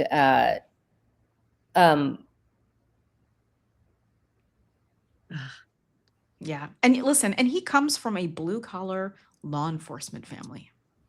Oh, I did not know that part. Yeah. So it's tough when you see someone who otherwise is such a great candidate. Well, I think that's part of the problem here, right? Is that so many people are attached to the idea of the vision. Swalwell gets elected governor, Democratic governor of California, instantly becomes potential front runner for presidency. You know, we like him because he's got the right policies on a lot of things. Not if he did this, you guys. Not if he did this. Not if he did this. He's absolutely like that's not a win. Right. That's not a win. No. Women aren't safe with a Republican or a Democrat in a place of power who is a sexual predator. Women aren't safe in his office, in his state, anywhere. Hey, you guys, I'm going to just say this again because I do talk to so many women and have for so long. Yeah. I promise you, nobody asks you for your political affiliation before they harass you. And these harassers and these assailants are not limited to just one party. No. If I'm a focus group of one, but it's a really large focus group, because it's been, as I said, at least 1,000 people that I've spoken to over the last decade or so. Yep. I promise you, there are good people on both sides of the aisle from a moral perspective. I'm not saying their policies are great, but there are people who treat women well, and there are people who are terrible. Yeah. Terrible. I worked for what really brought me to this fight, and people from New Jersey in the chat would know this. One of my last big political clients was the former governor of New Jersey, Phil Murphy, who on paper is a great progressive, and progressives loved him. And he was awful to women, and he empowered the worst fucking men on earth. And he bound me and many other women to an NDA. And when a woman got raped on his campaign, he made sure that she went through hell. Yeah. And prevented me and other women from helping her. And so what I'm suggesting to you is that on paper, his policies were fantastic. And when I spoke up about it, the same blue and on people came for me, and the same people who rented buses to go protest Brett Kavanaugh were defending him. Why? Because he had a D after his name. So what I'm suggesting to you is that there are bad people on both sides of the aisle. And just because we agree with their policies and just because they say all the right stuff doesn't mean that they behave well in their own lives. And Eric Swalwell, speaking of how we were talking about Trump having weird things that he's working through, brought an Epstein survivor to the State of the Union after these stories were already percolating. Now, if I'm an Epstein I survivor, remember. if I'm an Epstein survivor, I feel a little exploited. Yeah. Yeah. Right? Because it wasn't about her. It's always about him and projecting some Optics. performance. It's always optics with him. He's trying to like get Pete ahead of Hegseth. things. He's Yeah. like Pete Hegseth in the content Right. scene, right? Right. Like, look at Yeah. me, look at me, look at this will be a great video. And you know, the thing is with him and guys like him, especially on our side. Our side, again, is the one that is for women's rights. We're for women's progress. We're for a right to choose what we do with our bodies, for equal rights, for equal pay, right? So they Right. hide behind those things. Sure. And in his statement said, you know, I've always, you know, stood up for women. I was like, screw you. Because another thing is, when these rumors about him started to swirl and get louder and louder, people in his comment section on Instagram started to bring it to his posts. He had someone on social deleting them. They were deleting them, and all of a sudden, there was an uptick of Eric Swalwell with his wife, Eric Swalwell with his kids, Eric Swalwell with his family, and all these like, ooh, look at how nice, what a nice guy he is. And one of the even more recent photographs, I believe he was on set for like MS Now or CNN or one of those. He brought his daughter with him. And he's got his daughter in the chair sitting at the desk, and he's right behind her, and they're smiling. And I'm like, and I think V said this, literally using his daughter as a human shield. Yes. These girl dad bullshit things. If you are a girl dad and you actually give a shit about your daughter, great. Come sit next to us, listen to us, and stand with us and march with us. But if you are somebody like Eric Swalwell and other men who I have come into contact with in my life who use this girl dad shit, like somehow it absolves them from their shitty behavior and attitudes towards women, get out of the way, go sit down, and we never want to hear from you again. Ever. Ever, ever, ever.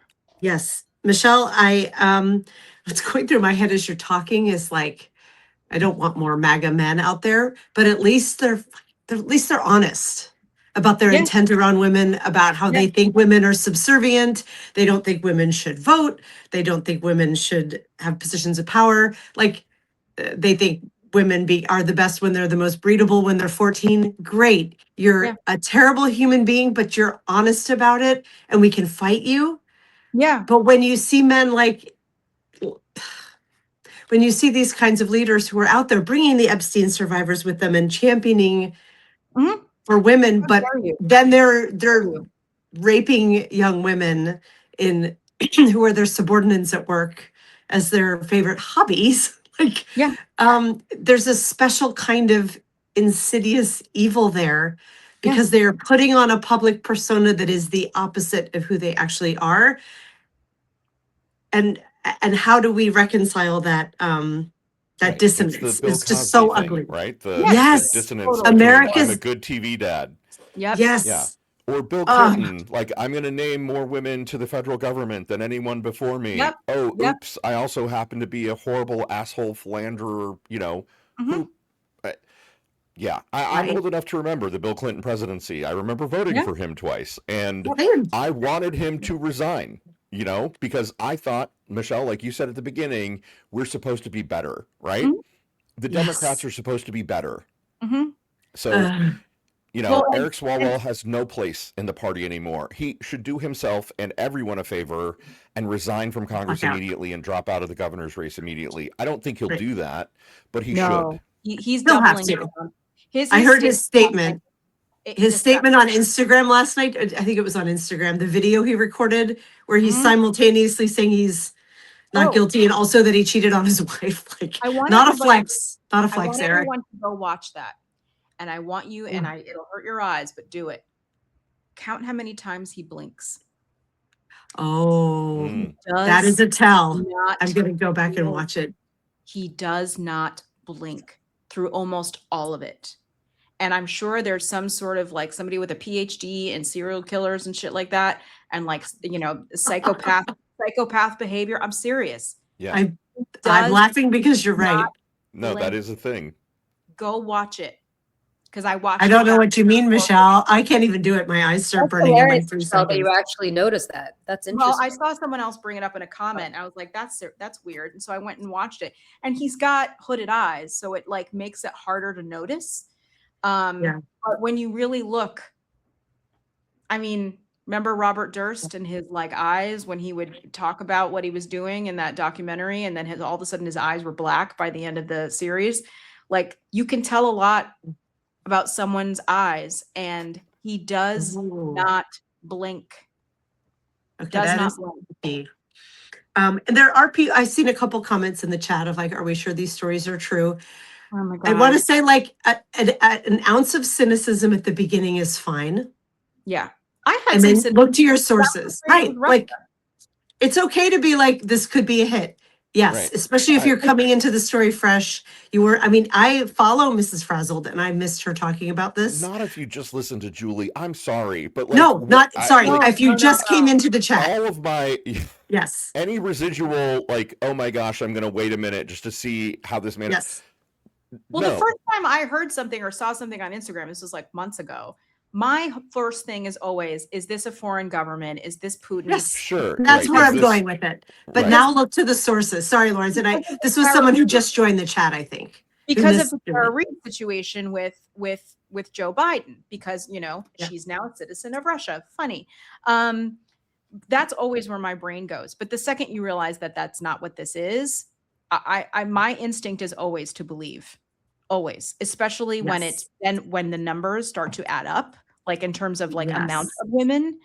And the validated sources, right? Like, yes, people just don't make this shit up.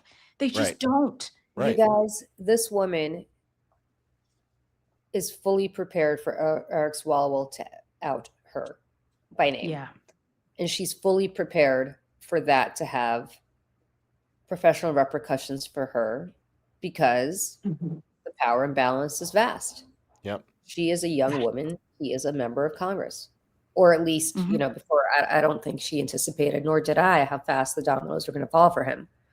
But before the story broke, when I spoke to her, she had no indication that, you know, Hakeem Jeffries and Adam Schiff and Ruben Gallego and all these people who are supportive of him were going to be supportive of her, or Nancy Pelosi. I mean, you know, so she fully appreciated that this might be the end of her career. And yet she felt strongly enough to do this. Again, just take it from me. This is not a Republican plant. Right. It's not some rando who showed up who was like, hey, nobody knows who I am or where I came from, but I'm going to tell you right now that I work for, you know, I work for Eric Swalwell, and he did this to me. This isn't some Republican gaming the system because they want the two top Republicans to, right? Like, this isn't. Everyone should get that out of their head. You know, I've seen it online. The people who are like, oh, they're trying to knock Swalwell out so that it can be two Republicans in the jungle. First of all, let me just be clear, you guys. And this is actually something that I think merits discussion. California has a jungle primary. Yep. Which is the stupidest system on earth. But what it basically, I think the intentions Washington State does too, and Louisiana, and it is the dumbest thing in the world. I think the intentions were good behind it, but the reality is much different. Yep. Which is that the top two people who advance to the election, and what that means is agnostic of party. They just, regardless of party. So what that means is the more Democrats there are running, the more they split up the Democratic vote, the more Republicans can advance. So right now, what you have the possibility of having in California, despite the fact that it is so much disproportionately Democratic, is that because there are only two Republicans running, but many, many, many Democrats, the Democrats are splitting up the vote, and Republicans are the top two Republicans, there's a strong possibility, are going to advance, which means that the next governor of California will be one of those two Republicans, one of whom is Steve Hilton, who, by the way, before he moved to this country, was a British citizen, worked for, I believe, Boris Johnson, but I forgot who, might have even been before Boris Johnson, but worked for the Tories in Britain, worked for Fox News, had a show on Fox News, he's a Rupert Murdoch guy. He could potentially be the next governor of California, purely because the Democrats are all splitting up the vote. Yep. And the best thing to do for Democrats would be to cull the field. So if anything, lest you think this somehow helps Republicans, this actually hurts Republicans. Right. Yep. Because you're not wrong. his votes are going to go to either Katie Porter or Tom Steyer or some other Democrat. Right. But so appreciate this. If this were some long play by MAGA, they'd want him in the race. Right. Yep. Now that totally makes sense. Do you think Gavin Newsom should he be speaking out about this? I haven't heard anything from him. Yeah. He could, but he's got his own, he had his own dirt back in the day. So I don't know that he's got any standing to do that. He's probably keeping his head down because he doesn't want anybody to jump all over him. Right. And he's probably saying, I'm not going to get involved in the race, blah, blah, blah, blah, blah. Right. But He's asking how many Dems are running, and yeah, it's a huge field, right? And another dynamic, and forgive me if we're kind of moving into like the horse race piece of the politics here. I don't mean to be that guy, but people are talking about Katie Porter, people are talking about Tom Steyer. It's interesting that it's the white people whose names come up most when Xavier Becerra, former HHS secretary, is in the race. Antonio Villaraigosa, former LA mayor, Latino, is in the race. Betty Yee is in the race. There are plenty of credible candidates on the Democratic side. I think, like, in a way, a bigger diagnosis of what's happening here is none of the Democrats are catching fire. Even Swalwell wasn't really catching fire. What does that say about the National Democratic Party, and what does it say about Democratic politics? I don't know if that's a topic we want to dig into today. Yeah, but I mean, look, I think they're all bunched up. It was like Hilton at 13. Right.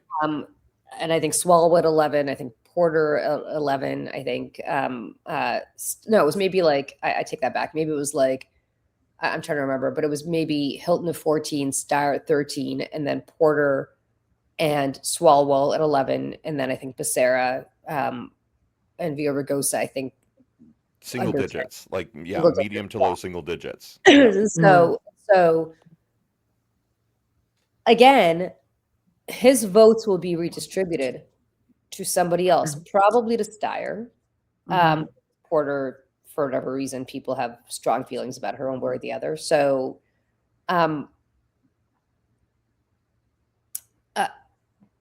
ultimately, if you're worried about how this is going to impact the California race, if you're just purely worried about how this impacts Democrats, it's probably going to be helpful to electing a Democrat. For people who think that Katie Porter put women up to this, I can't speak for the other three women because I haven't spoken to them. She did not. No. This woman was approached by a reporter. Right. Whether you like Katie as a candidate or not, like, don't put that shit on Katie Porter. Yeah. Like, I stop blaming women for this. Like, exactly. Exactly. And I've seen a lot of this in comments and stuff too. I'm really not reading Substack comments today because I can't, my mental health. But the for people being like, well, this just seems so out of character. He seemed like such a nice person. And I want to be like, have you ever seen the film Promising Young Woman? Oh, yes.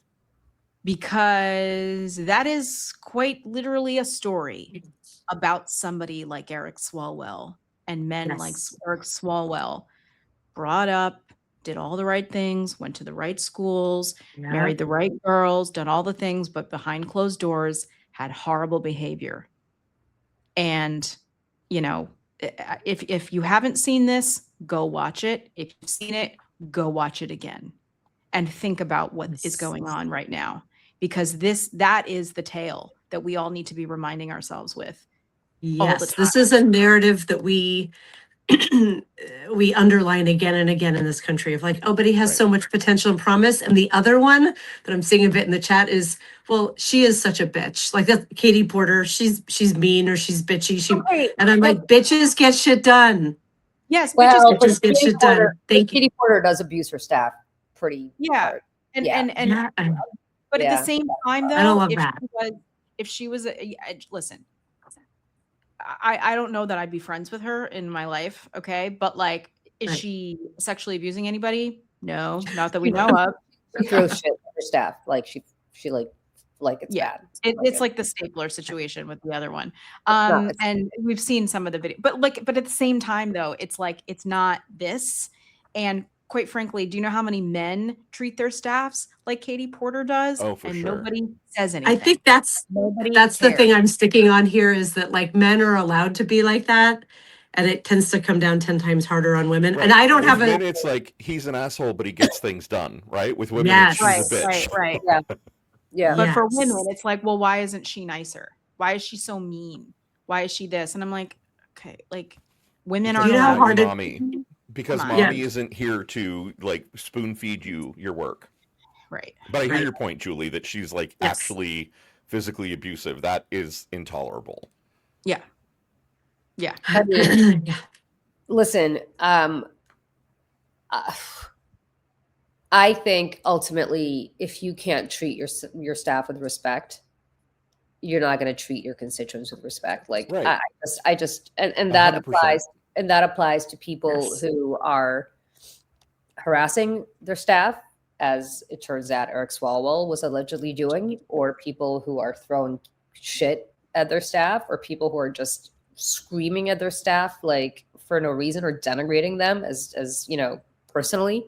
And it's not to say that you can't be like, hey, you're not doing a good job and you should do a better job. That's the other thing. And that's where the pendulum swings in the other way, because I've been called a bitch and I've been called all kinds of names because I ask people to do their jobs, or I expect people to do their jobs.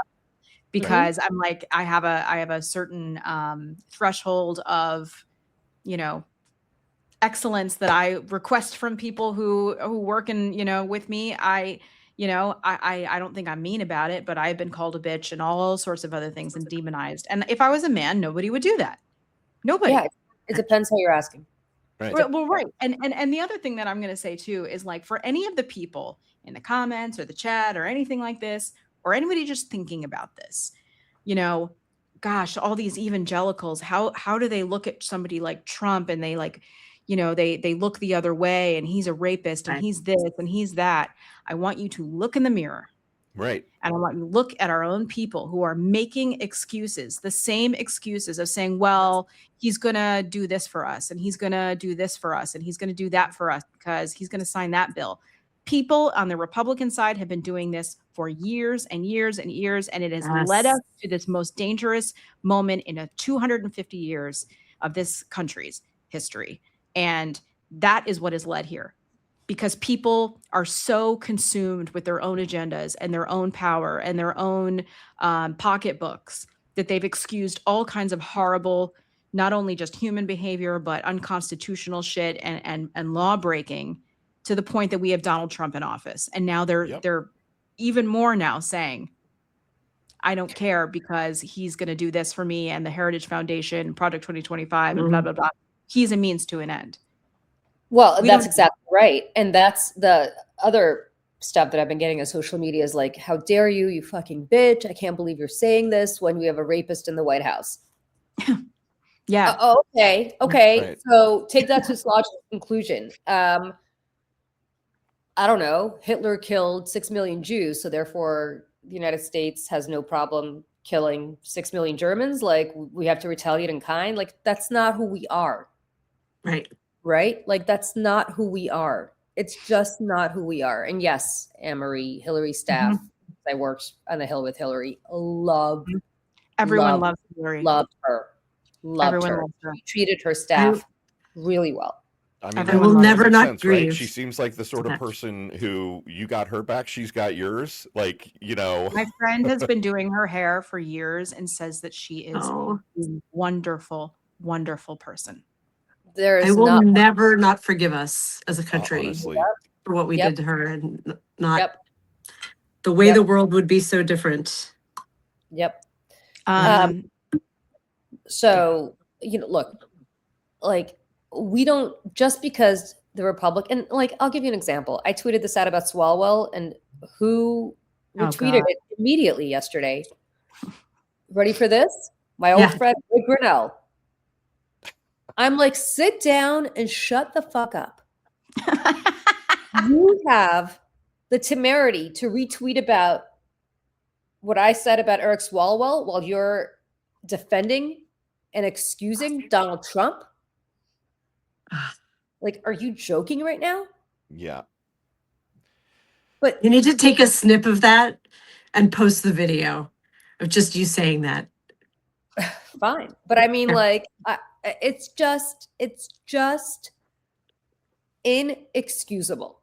But we don't have to be like them. We don't have to be like them.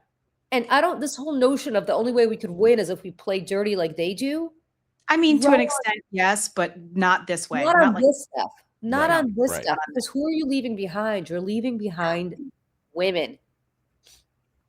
Yeah. Because then they have nowhere to go. The way to play against them is you're going to redistrict, we're going to redistrict too, right? Like that's the reply in kind. Not that's this. make a nasty ad. I'm gonna make a nasty ad. Like that's where my brain goes. Yeah, for sure. I'll make that dirty ass ad, and I won't even feel bad about it. Oh, I think Democrats need to go much harder, 100%. Meaner. Absolutely. But not on issues around this. Not on civil rights. No, right? Absolutely not. Not on civil rights. Right. Like, oh, the only way we can save democracy is to go along with abolishing the 19th Amendment. Screw you. No. Yeah. Oh my gosh. Yeah. That And also some of the progressives like make me a little crazy. We're like with like the dismissal of a lot of women's stuff, like that sometimes can happen. And I know people are gonna go, Right. oh, what are you talking about? What are you talking about? The misogyny that happens sometimes in progressive spaces, please. And it's sometimes I'm supposed to excuse, oh, well, we have to welcome in pro-life Democrats. Yes. No, I don't. the whole Big No, I Ten don't. thing drives me crazy. I don't have Like- to welcome pro-life Democrats. Why would I have? Why? I don't care if they have a D or an R next to their name. If they're going to, if there's a razor thin margin in a vote in the House about women's reproductive rights, whether I'm going to bleed out in a parking lot or if someone can give me a drug to save my life if I'm hemorrhaging after I have a baby, I'm going to pick the person who's going to save my life. I don't care who they are. Yeah. So And no, The person I who don't- acknowledges, that we have bodily autonomy. Half the Yeah. population. This same thing happens in queer spaces and queer politics too, right? Like the conversation that's happened over the last decade about whether or not gay and lesbian people trade trans people down the river because, it was awkward and inconvenient to support everybody. Like, again, I'm old enough to remember when the Human Rights Campaign was actively promoting legislation that would have excluded trans people from, from protected class definitions. And that's inexcusable, right? That's like, the T. That's the we T. in cannot be the LGBT. party that trades and horse trades on the rights of people, whether they're women or trans people or gay people or black people or whatever. 1000%. That's how we lose. It's not a win. It's just not a win. You can barely call it progress, in my opinion. Other people see it differently, but that's whatever. And I'll give you an example. Like everybody, like Hassan Piker has been a topic of discussion in Oh boy, the last couple here of comes years. the chat. Here comes the chat. Okay, I'm not even going to talk about Israel right now. I'm going to talk about calling Breonna Keller and other women who work at CNN the C word and bitches. Right? He called her and other women the C word. Mm-hmm. You know what? I don't give a shit if you think we need our own Joe Rogan. You don't excuse that. You just don't. Right. How is that acceptable? And people are like, well, wait a second. We need to fight fire with fire. Do we? Is there a different way to maybe make your point if you disagree with Breonna Keller? Right. Right. I mean, that's what I'm talking about. So, like, spare me in the chat, by the way. Like, this is not Listen, I'm we're watching getting the chat, and I think you're okay so far. Well, right. I mean, whatever. Every time I mention a Sam Piker's name, it's like, Oh, I know. It's like, I'm only on Substack. I'm not watching the YouTube chat, so the oh, YouTube okay. chat definitely tends to get spicier. So Yeah. it's okay for now. We'll see. I'll just So, kick people out in the chat. I don't have no problem with that. I gotta say, like, you don't need. It's just it's basically what we were saying before about like how you treat your staff. It's also how you talk about people more broadly. I have spent my career talking out loud, as have you guys, right? Like you host a show every day. Michelle and I host a show almost every day. You know, I was on TV for many years. Like there is a lot of things that I have said in the public space over the years. And I'm sure some of it in retrospect, I can't, you know, I'm sure if somebody finds a couple of clips of me saying stuff that probably is inexcusable, right? But the reality is that, first of all, if somebody brought that to my attention, I would apologize for it if I made somebody feel personally unfair. It doesn't mean you can't criticize people. Just you don't call women the C word. Right. And you don't excuse misogyny, assault, and harassment on the left just because the right does it. Right. And just because Donald Trump demeans women doesn't mean that we need to demean women. And just because Donald Trump and the manosphere calls women the C word doesn't mean that we have to call them the C word. No. You just don't. You don't need to. Also, women like that's the other thing too. I was like, women, we don't need to continue to carry the water for the patriarchy. We don't have to do that. You don't have to do that. Why are you taking a chain and wrapping it around your leg and to the manosphere cinder block that it is and allowing yourself to drown to the bottom of the ocean? Don't do that. Don't do that. The C word is common in England. Hassan Piker is American, so I don't want to hear it. Like, I get it. I get that it's a word that people in England use in a different way, the same way they refer to cigarettes as, you know, they call them fags, which is what you call us in England. Like, you don't use that word here because it's different. It's got different connotations. Right? Connotation is everything, you guys. Connotation is everything. If I'm in London and I say to somebody, well, I don't smoke, but if I were to say to somebody, could I bum a fag off of you? I think they'd know what I was talking about. They'd know I was talking about cigarettes. If I say that in the United States, it's a very different connotation. Yes. And the same thing in England. I can't speak for how people in England refer, you know, different. Yeah. But Hassan Piker is American, and he knew exactly what he was doing when he was calling Breonna Keller that name and other women at CNN. Not called Jake Tapper that. He didn't call Wolf Blitzer that. Right. He called Breonna Keller that. Right. There isn't even a significant enough expletive equivalent for the masculine because of how we denigrate women. Like if you call someone a dick, it doesn't have the same hate punch. No. Absolutely. It really doesn't. What word applying to white straight men is as bad as the N word or the C word or the F word or no? There isn't all one. of it. There isn't one. You would call them the P word. I think. Right. And that, by the way, which is. It's because you're equating them to a woman, right? That's the insult you would give to them. Is to you throw a ball like a girl. It's like, okay, well, I throw a ball really well. So what does that supposed to mean? Can I tell you something about the P word, by the way? Calling men, let's just say it like, oh, can we just say pussy? I mean, Donald Trump said it and he still got elected president. Like, so he's a pussy. You only wish you had the power that we push people through that thing. Right. Yeah, exactly. Like, 10 really? Baby. You want to talk about strength and and then it goes back to its original form. Yeah. Like my friend and then it snaps back into place. More or less. You guys bitch when you have to put a little pebble through your penis when you have like a stone you have to pass through there and it's like the end of the world. Oh my God, have done. Yeah. It was the end of the world, Ken vouch. That's right. That's what I'm saying. Well, think about pushing a 8-pound baby to that. I think about that often. Or even if you've had an IUD, this has actually been a huge topic of conversation in headlines lately about pain management for IUD insertion. Yep. If you've ever been somebody who's had to do that, all they do is tell you to take a couple Motrin. before you come Yeah, take a in. deep breath and a couple Motrin. I was Yeah. in so much pain. I threw up. Ooh, I really? threw up. Sorry, Yes, it was Michelle. so bad. And like, yet if you were a man and you're having any procedure done, they're like, oh, would you like anesthesia? Would you like anesthesia? Mm-hmm. You know, From a would you like us linguistic yeah. Yeah. Yes, and I am glad to see I'm starting to see articles like maybe women do need pain meds when they get IUDs or like uterine literally anything. scrapes, and Yeah. we tend to get nothing. Yeah. We're tough And bitches.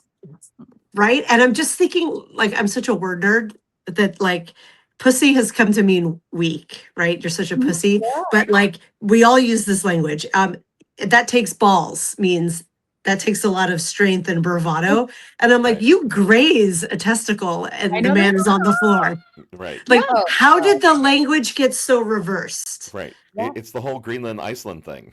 Right? Yep. It is. Oh my God. It is 100% the So Greenland Iceland true, thing. Lawrence. Oh my God. Oh my God. But That's it's so so funny. tied to gender and how we use language. And also, I'm still thinking about what you were saying, Michelle, about like, don't shackle yourself to the patriarchy, ladies. We don't need to.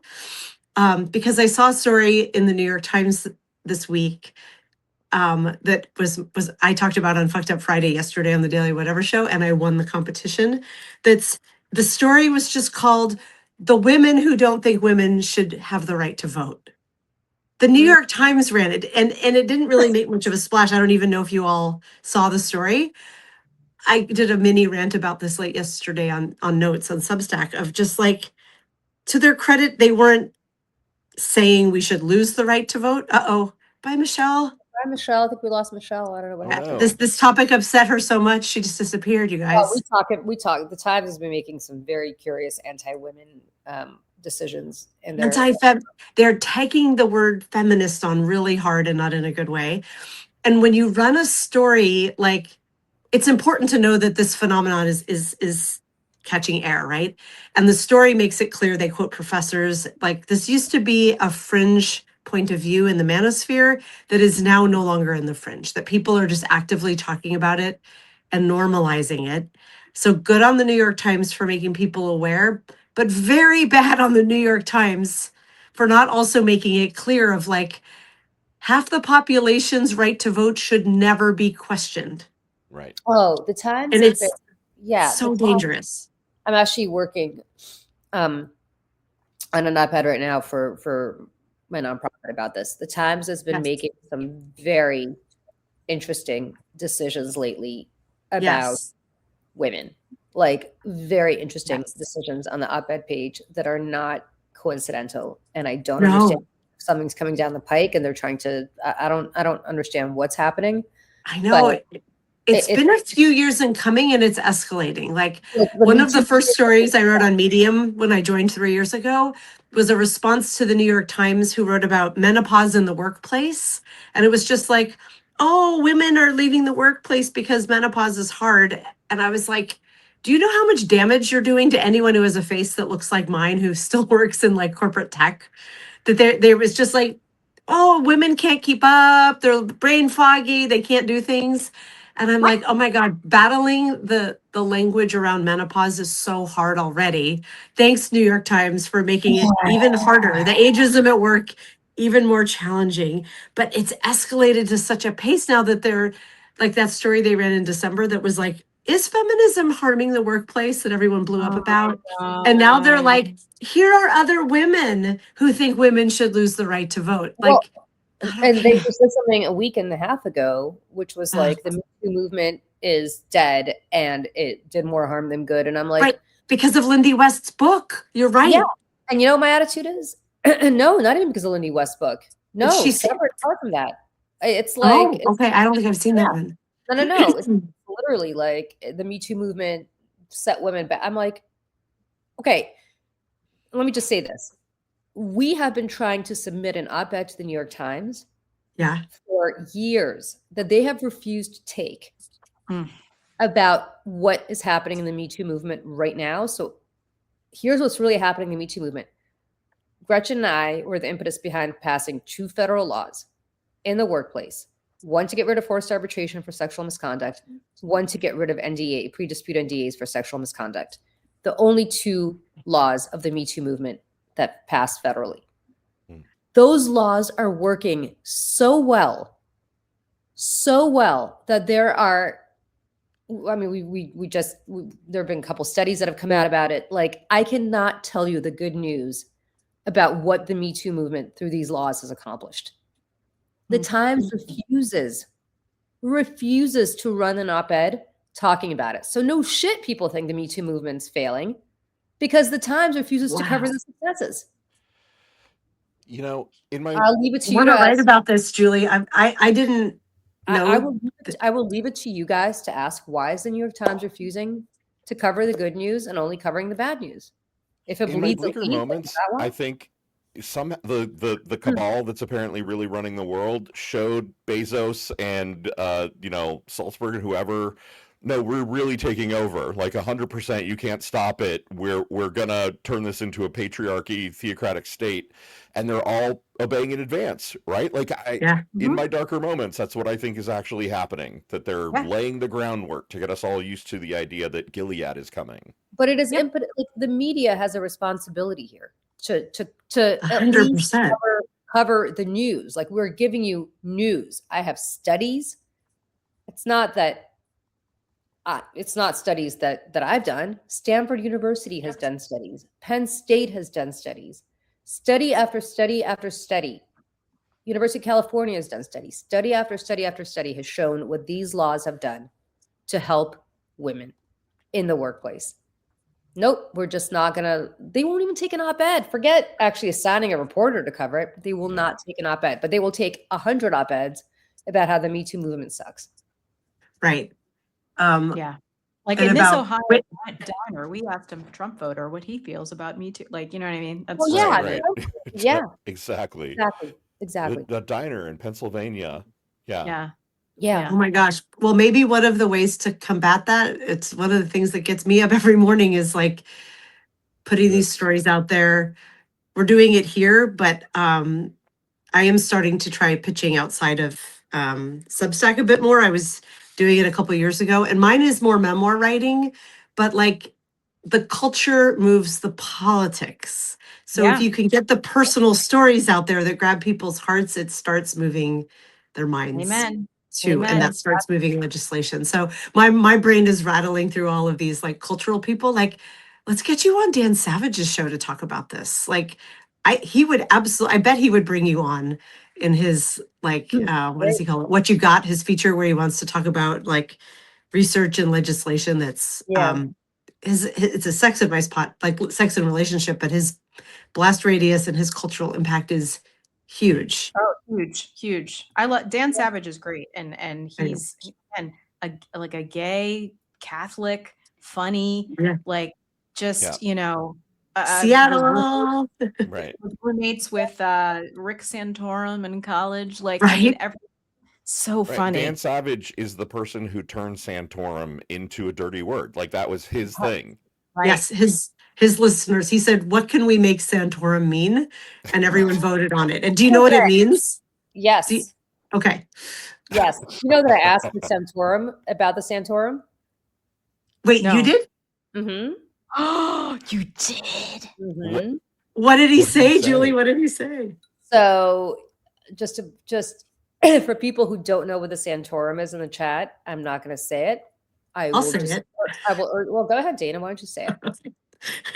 I'm trying to remember. It is the frothy output that is excreted following anal sex. Right. The mixture of mix of lube and fecal matter.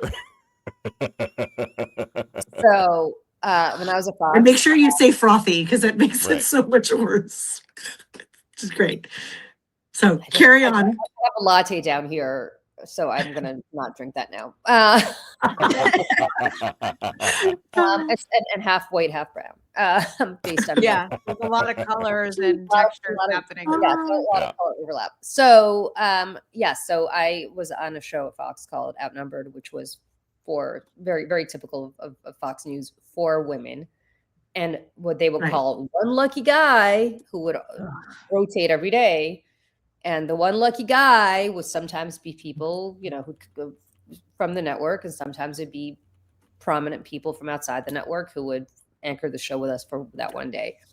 And in 2016, when Santorum was running for president, as were a whole bunch of other Republicans, they would all come through and they'd all be outnumbered with us one by one.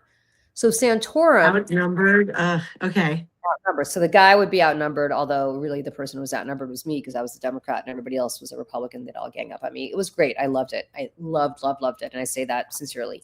So, so Santorum, who, by the way, privately, surprisingly, was really nice and lovely. Like, I hate to say this, but he brought his daughter. Like, it doesn't excuse anything, but because he was pleasant. We can all contain multitudes, right? Like, yeah, right. So I asked him off air. I didn't want to do it on air, but I asked him off air. I said, "So let me ask you this: how do you feel about having your last name be a noun?" Oh my God. And he was like, "It's been really difficult for my kids. It's really difficult for my family. You can't imagine how terrible it is to have." And I'm like, "You can't imagine how terrible it is to be somebody who's doing this to gay people, right?" Like, and I kind of said this in a much nicer way because I wasn't being like, sometimes I'd be a bitch to these people. They were not nice, but in his case, he actually was nice. I said, yeah, but you could kind of understand where like people come from because of your views on LGBTQ issues, but you don't understand. This is very personal. It's very personal because it is personal. It is personal, dude. Welcome. Kind of understand, like, bro. it is personal. Think about how personal it is for somebody who's, you know, gay. Right. So yeah, you're dictating to them who their family can be. I know, as human beings. That's personal. Is your family having a hard time? BOOHOO, right? Like, Yep. So it is true. Familiar Bastion. Nothing matters unless it's personal to them, which is why Dan Savage is so good in what he did. And Julie, you are my hero. Like, not all heroes wear capes. Like, thank you for your service and asking him that question, because it delights me to know that you did that. Well, it should delight you that he had actually really bothered him. Of course it does. And he was fully aware of it. Yeah. And he admitted it. I love it. Yeah. That's what you have to go for the jugular with it. And that's where you play dirty. And the last thing, because I know we're running late here, but I mean, it's great. I mean, everything's awesome because I love this show and I love the two of you and everything's awesome. Honestly, I could talk to you all forever, except I know I can't. could do this all day. I wanted to show one last thing, and I'll give you a choice. I'm going to vote for the Pete clip, but Pete handed Joe Kernan's ass to him on Squawk Box. Yes, and I think show it.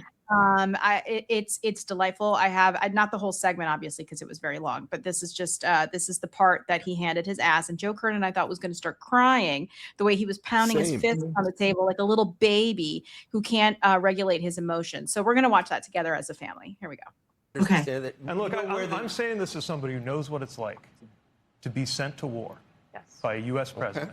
And when a president sends you to war, when you and your buddies are on that gray tail plane going into a war zone, you do it with some level of confidence, some level of assurance that your chain of command, all the way up to the President of the United States, doesn't even would sound not like do this if they didn't now have that a we're there. choice. Do you hope this has a successful outcome? There were 40,000 Iranians that were slaughtered by the same regime. And this is the 47 other- years of killing Americans, stirring trouble all around the world. And with how do you proxies. feel about that regime being left intact by this president? I don't thought know we were if getting that's rid of going to them. be the case, and I don't know It's the what case might now. happen. Is that an argument for? Is that an argument? So you don't want this to work, and it was just a bad move. You want us to pull out now?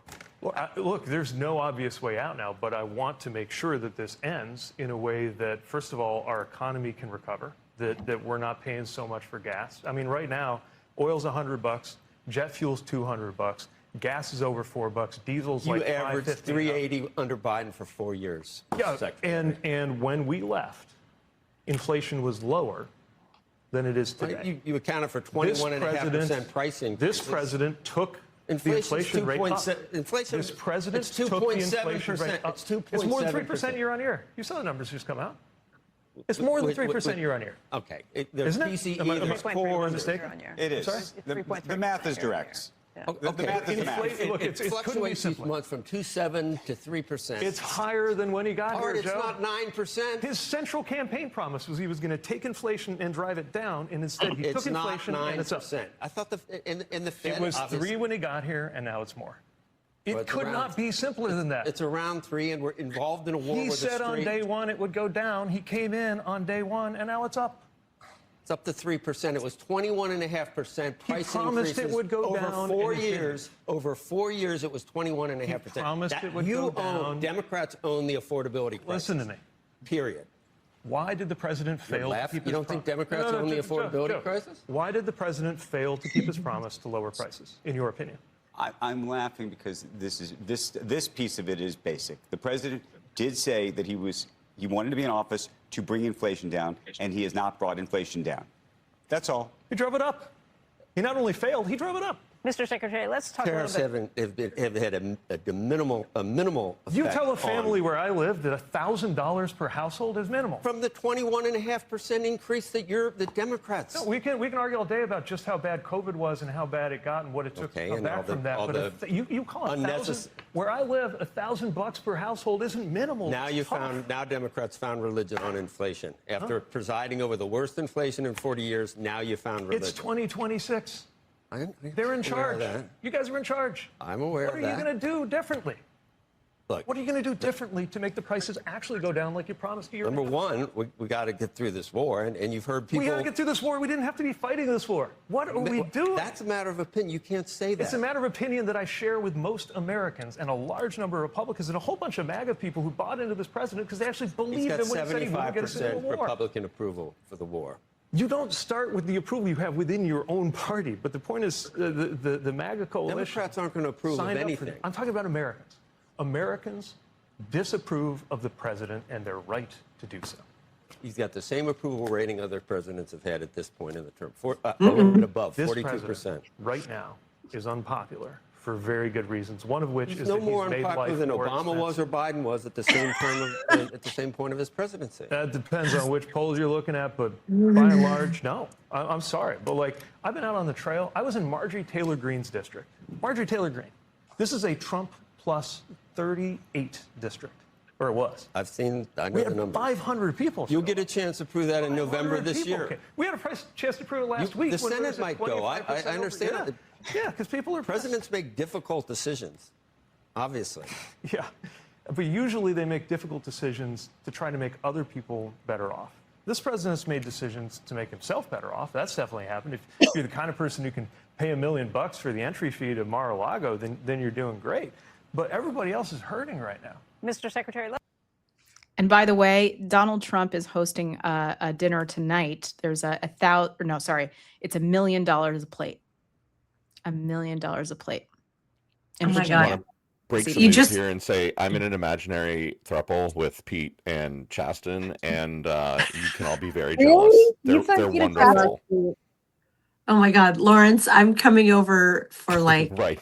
like brunch, if that's the case. I love him. How could I not love him? He is so good. I love love him. that So good. man. And also, like, this is such a reminder of why I literally have not turned on like cable news in years and years, because like it comes from like growing up with a really aggressive, angry father who just yelled and put everything down. Like, did you see me doing this while it was on? Like, you can't argue with someone who is so dogmatic and so just on the attack like that. And yet he did beautifully. But oh my God, it's such a terrible way to try to have discourse like that. It's so unprofessional and it's so rude. Yeah. And because it's so foreign to me, because I never watch, I just read news. I'm like, oh my God, no wonder our country's such a mess. And it's so masculine, right? It's a tactic that they do. They just continue to talk and talk and talk and talk and talk. Like, and Scott Jennings does this. He'll just continue to interrupt. And I will say, and I'm going to humble brag here, that Pete Buttigieg's first campaign event, where he hadn't even launched his campaign yet for president, was in New York in a bar. And I was there. It was a gay bar in Chelsea. And there was like me and like, I don't know, 60 people or something. And it was awesome. And I've been to several of his events since. I took a photograph. I have a photograph framed of me and Pete back here. I love Pete Buttigieg, and I think he's fantastic and very Me proud. too. Let's all work on his campaign. Very proud of my fellow millennial. I think he's one of the best. So, well, we're gonna have Pete on the podcast. Listen, Can you? Oh my God, when? Are you really? Working on it. I'm trying. Put in a good word for the Daily Whatever show. He is literally, when Dana was like, who are our stretch guests? Like, who are our reach goals? I was like, Pete. Yes. He joined Substack, and I reached out immediately like, you'll probably never see this, but I'm gay and in Indiana. Right. Can we please be best friends? He is literally our, like, if we actually, the two people we named, like the off the cuff ones, you said Pete Buttigieg and I said Jane Pratt. Yeah. Wow. Who's coming on the show. She is? Yes. I went live with her last week, spontaneously, after months of writing her and trying to book it and us going back and forth. She was like, can you go live right now? Is she in Substack? Yes. She is. Oh, wow. She has another Jane Pratt thing. I'm going to hopefully write for her too. Like she's, she's launching a new thing. Like her impact on me and so many other Gen X women is immense. So if we've got Jane, Pete's next. Right? Julie, who's your white whale? Yeah. Who's my white male? White whale. No, not white whale. Oh, that's a good Help you question. upside White down. whale. I don't know. Who's yours? Colbert. Oh yeah. Oh my God. Colbert or Mark Maron. That feels doable. Don't know Mark Maron, but Colbert, I've got 1 degrees of separation from Colbert. Me too. But like it would have to be after his show. You know what I mean? Yeah. Right. When he's done. Yeah. Oh my God. Colbert is the nicest. Stephen Colbert. The nicest man. He would do it just because he's a nice guy. Like Stephen Colbert is just good people. He still teaches Sunday school every Sunday in Montclair, New Jersey. He's just oh my God. Oh, and just the last thing about that on our way out, because I want to talk just like 2 seconds about how Catholic he is. And I've been talking to a lot of sort of cradle Catholics in my vicinity. Cradle Catholics being you were born into it, you know, even culturally. Like my mom's Catholic, my sister's Catholic, my whole mom's side of the family's Catholic. I couldn't be baptized Catholic because my dad wasn't Catholic, which is a rule now that has been thrown out. So I had to be baptized something else. But anyways, and I went to church a little bit as a kid, but like I'm not a believer. But like I feel like most people in my generation who are cradle Catholics are non-believers who don't go anymore and the whole thing. Right. And feeling in this moment right now, and I've seen it all over line and group chats and everything. Everyone's like the cradle Catholics are being called back home to back to the Catholic Church. People are feeling so moved by this Pope and this administration's behavior towards Catholics that so many people are like, all right, you asked for it. We're going to come back and y'all aren't going to like it because we're liberal. We're liberal Catholics. We're gay Catholics. And like, we're going to come and take over because when you've got this administration threatening the Pope, and the Pope has now said he will not go back to the United States while Donald Trump is president, should send every Catholic in the United States a message that you are not safe. I'll tell you this. I'm not Catholic. I'm not even Christian. I'm Jewish, but my husband's Catholic, and my husband is talk about cradle Catholic. My husband still goes to mass almost every Sunday, but I mean, he belongs to a church that is very liberal. Our Lady, as my gay friend Bill, who also belongs to the same church, calls it Our Lady of Hey Girl Hey, because Bill gets more. I love that. He literally gets more. I want to go to there. Our Lady of Hey Girl Hey. Okay, so Bill's at an age now where he's like, I don't go to gay clubs anymore. He's like, I literally meet men at Saturday mass, the 5 o'clock mass on Saturdays at Our Lady of Hey Girl Hey. So if you come, that's perfect. Like tea dance turns into yeah. So totally, like, we'll do you guys go on Saturdays at 5 or do Sundays? Who? When you go with Jerry? Well, I don't really go with him, but he goes on Sundays. But I did go with him last week. I did go with Yeah, I him. saw on your Instagram or something that you Yeah, went. because it was Easter, I went with him last Sunday, and I've got to tell you again. Let me stress: not Catholic, not Christian. Can't quite say I believe in God. Period. Like, so none of this. You're should in be good company. Yeah, Right. none of this should be my cup of tea. But it was so inspirational to me because this priest stood up at Easter Mass and gave the podium, the lectern, whatever, I don't know what it's called. To the pulpit, right? Isn't it a pulpit? Yeah, to the head of the church's LGBTQ committee, who was like, "Hey, we're having an LGBTQ gathering here next, whatever day. Like, we want you to sign up and we want you to join." And I was like, "This is the Catholic Church?" I'm like, "Really?" And then he gives this homily, which I wasn't, it was about Easter, but didn't really have much God in it, but really talked about social justice. And I was like, what is going on? I mean, this church is in New York City, and it's yeah, I mean, it's the exception to the rule. I mean, I've Yeah. been to Catholic churches in rural Virginia, and it's not like that. Of course. Yeah. But I have to say, like, this is a church that I could totally get behind. It's a great, it's wonderful. And so, and I've gone with him in, we spend our weekends typically in Pennsylvania. We're in New York today, but we typically our weekends are out in Pennsylvania, and I've been to church there, and it's not the same. But, but this Pope, and we could talk later about our Opus Dei obsession. Michelle and I read the same I book. want to have Shannon Babich on. Yeah, but he's like trying to get rid of Opus Dei. Like, he's doing good work. Yeah, good guy. Which, by the way, has taken over our government in ways that I think people don't appreciate. No. And I love this. and I love the idea of the cradle Catholics being like, we've got Pope Leo's back, and we're back. Yeah, like they're like, you've summoned us, like, and it's all it's funny because it's, a lot of my Jewish friends feel like culturally they're like, I'm a cultural Jew, but I'm not a believer. And there is like sort of this flavor of Catholicism that's kind of like that. It's kind of a cultural thing. And I didn't even realize that I had it really until I left, and moved to New York. And you start to realize, I was like, I grew up around so much Catholicism that it just sort of permeates, just certain traditions and things like that you don't realize. And I wasn't baptized Catholic for reasons of the priest refused because my dad wasn't Catholic, which is like the stupidest thing ever.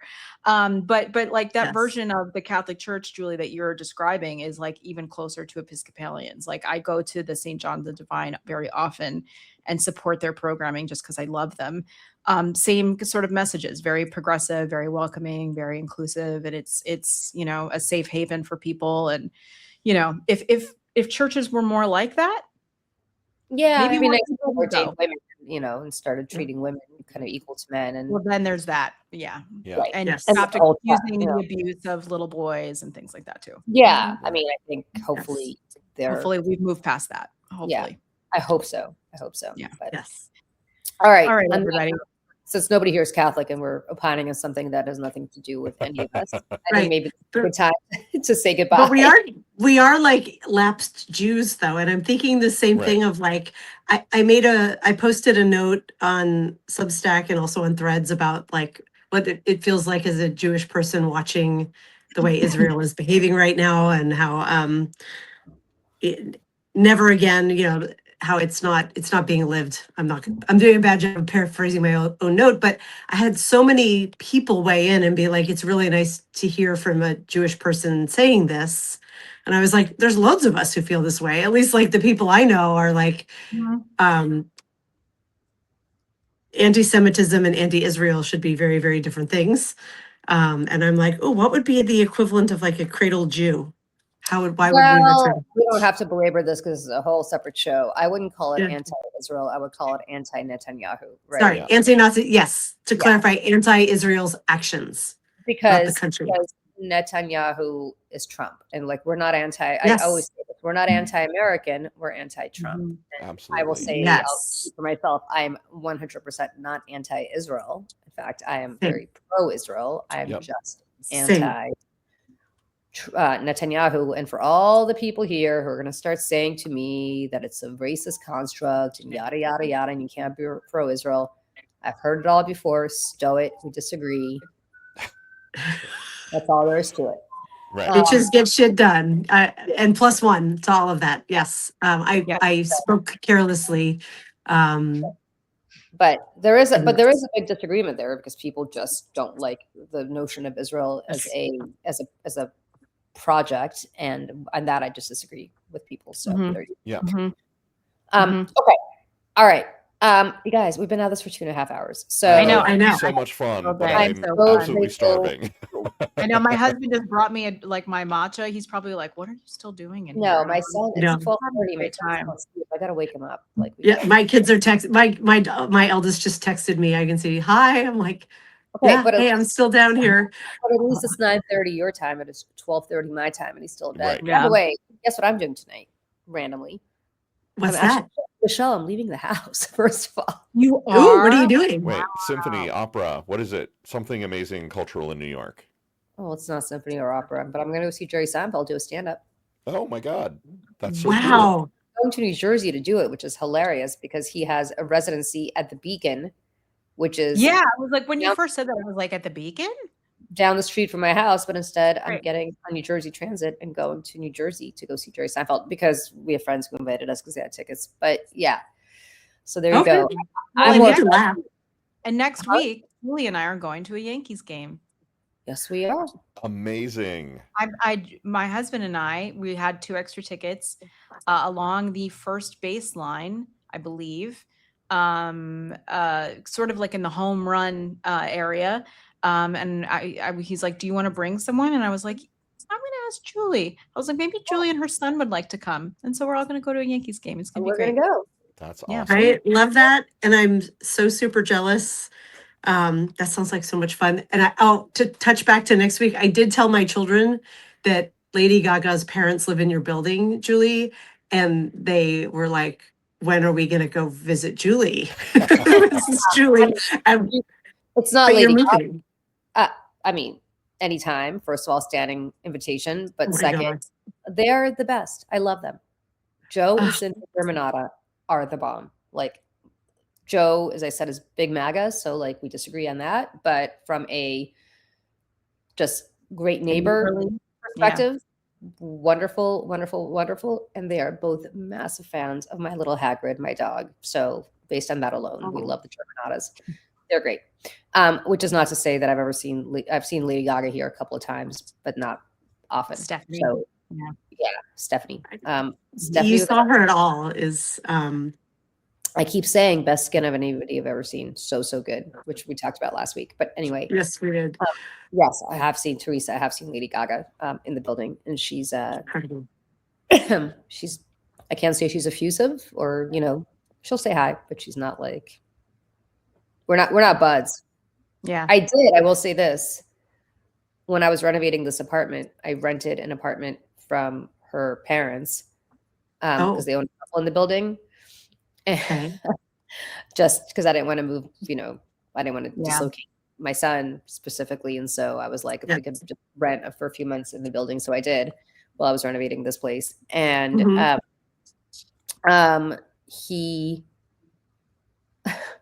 I walk in there and there are 2 massive thrones, like Henry VIII type thrones. And he's like, so do you want to keep these here? Should I move them? And I was like, yeah, I really can't use these. So you might. He's like, are you sure? I'm like, yeah, I don't know, Joe, what I'm going to do with 2 thrones. Like, it's just not. Oh my God, sit in them. And well, so I have a great picture of my son sitting on this throne. But he's like, so I guess I'll send this to my daughter in LA. I was like, I think that probably is for the best. But I'm like laughing because I'm like, what's with the thrones? I love that his first instinct is like, clearly Lady Gaga needs these. Right. Well, no, I think they were hers. I think they were using that apartment because it's not their main apartment. As I said, he owns a couple in the building. I think they were using it almost as storage. Yeah. I was like, yeah. So I was like, but where were these thrones for? Like, what was the original use of these thrones? Right. Like, were they for a music video or something? Photo, right? Please go find music out. Video, yeah. No, because the music video, I assume there's you rent them or they're storage. Yeah, or no, I know. Right. Yeah, they're Right. obviously use to the Right. family in some ways. And I was like, but what's with the thrones? Like, and they're not like pretend thrones. I'm talking about legit Real. Henry VIII sitting eating a drumstick. I mean, my God. I get it. If I had more money than I knew what to do with, if I was roaming around Europe and I came across a throne for sale, I'd be like, I'm buying that. But there were Yes. matching thrones, Lawrence. 2 matching thrones. Well, sure. As one, but there's only one king. But So you're Your queen. queen. Or no, your queen always no, friends. The prince queen always consort. has a smaller throne. Always. Not in Really? my house. In my home, we would have equal thrones. It's Well, symbolic. no, there's no equal throning in the monarchy. Always the Sure. monarch always has a bigger throne than the consort. So Okay. In the wow. Danarchy, Yes, in the In the Danarchy, they would be. right. because you're equal. Did Philip sit on a smaller throne than Elizabeth? Yes. Yeah. I Lower. guess so, right? Yeah. Lower. Yeah. Okay. Philip did not It's sit kind of on it. odd. I'm Philip into did it. not because he was a consort. Camilla Yeah. sits on a smaller throne than Charles. Yep, because she's Okay. queen. He wasn't even king. He was just a prince. He was a consort. He didn't even have a throne. Right. These are things that I think about at 3 a.m., by the way. That Right. No, men You're- think about the Roman Empire. You think about throne sizing. throne sizing. I think about a lot of You're- stupid stuff. Yeah.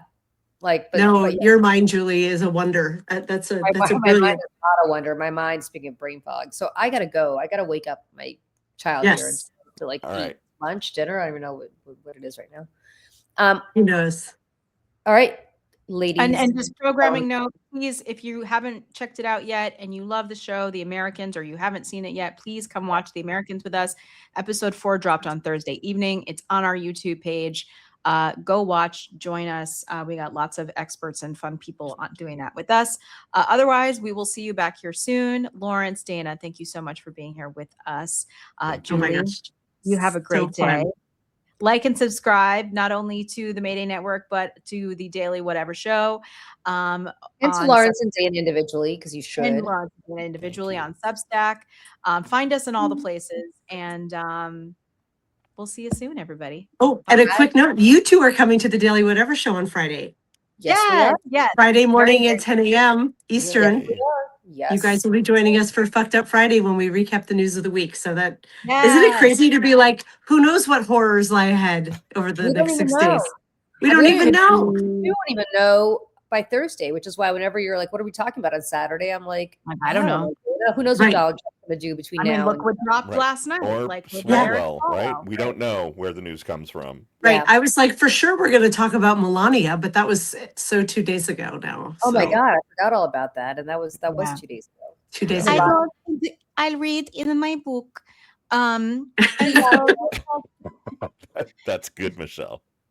Wait, do you guys know Phoebe Robinson? Because she's New York.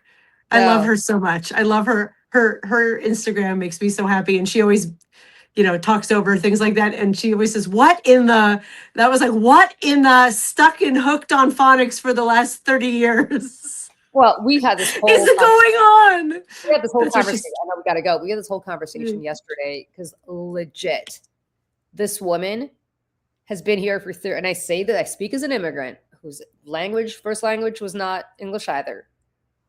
You've been here for 30 years, sweetheart. Like, learn how to speak. I'm not talking Did about I her hear from accent you. because, I like, heard from accents- someplace that it's an act. Like she legit speaks decent English. The whole like I speak like an immigrant still is an act. Well, You think Michelle, so? that's I a don't great know. clip. I don't know because there's a clip of like 5-year-old Baron jumping around Trump's office going, I like my suitcase. I go to school. My kids play that clip all the time. That So clip funny. is insane. I And love by the my way, suitcase. And the best I part love is, my like, suitcase. and then Melania's like, are you going to go to school now? And I'm like, he goes to school in this country and he still has that kind of act? Like, what the hell? Right. Like, is school like in a closet in Trump Tower where he's taught by Slovenians? Like, how, like, if there's any kind of school outside of Trump Tower Yeah. or outside of like his mother, why is he not saying suitcase? Why is he saying my suitcase? Like, My yeah. suitcase. Right. And again, my parents have an accent. Like, I don't mock it at all, other than she's been here for 30 years and she can't pronounce, not because of an accent, but she does not know how to pronounce monosyllabic. What was the word yesterday, Michelle? A couple words in her statement that we... Trivial, tribal. She said tribal instead of trivial. She goes, No, she said and then- tribal. What do we... Yeah. Tribal. Tribal statement instead Yeah. of trivial. Mm-hmm. Mm-hmm. And we're That's reading from a embarrassing. book. Yeah. Yeah, She that's can't too- read it in my book. He was 4 years old in 2010 when he did the "I like my suitcase" viral video. And again, my son, for the first few years of his life, also only heard Russian. So it's not, and I guarantee you, he did not have an accent speaking English. He didn't say suitcase or whatever. I can't even do a Russian accent anymore. Strangely, my Slovenian accent's better than my Russian accent. I think because I worked so hard to get rid of my Russian accent that I can't even do it anymore. But I could do suitcase. Suitcase. You Go could to read it in my book, Melania. Yes. We should go, but we're doing how's it- your Hungarian accent? Because after tomorrow, we might have some fun Hungarian news to talk about. Guys, Paprika. Tomorrow, new Paprikash. Eastern is my Fingers birthday. crossed. Yeah. Bye bye, Victor. I do love a good paprikash. Yep. Paprikash. I know. Yes. Goodbye, I like some Paprikash for pepper Victor for my Orban. paprikash. Bye bye. Yep. All right. Bye. Yeah, hopefully. God. I know we're doing an Italian goodbye here. Those, you know, with the I know. Right. Because I'm thinking of like 6 more things I want to ask you about, but I will not. I know. I really We'll do talk have on to go, Friday. so I'm gonna. We gotta Me too. all Go go. Okay. deal with your we're all gotta go eat and our crashing blood sugar. Everybody else, bye everybody. Have a good one. Bye. See ya. Bye.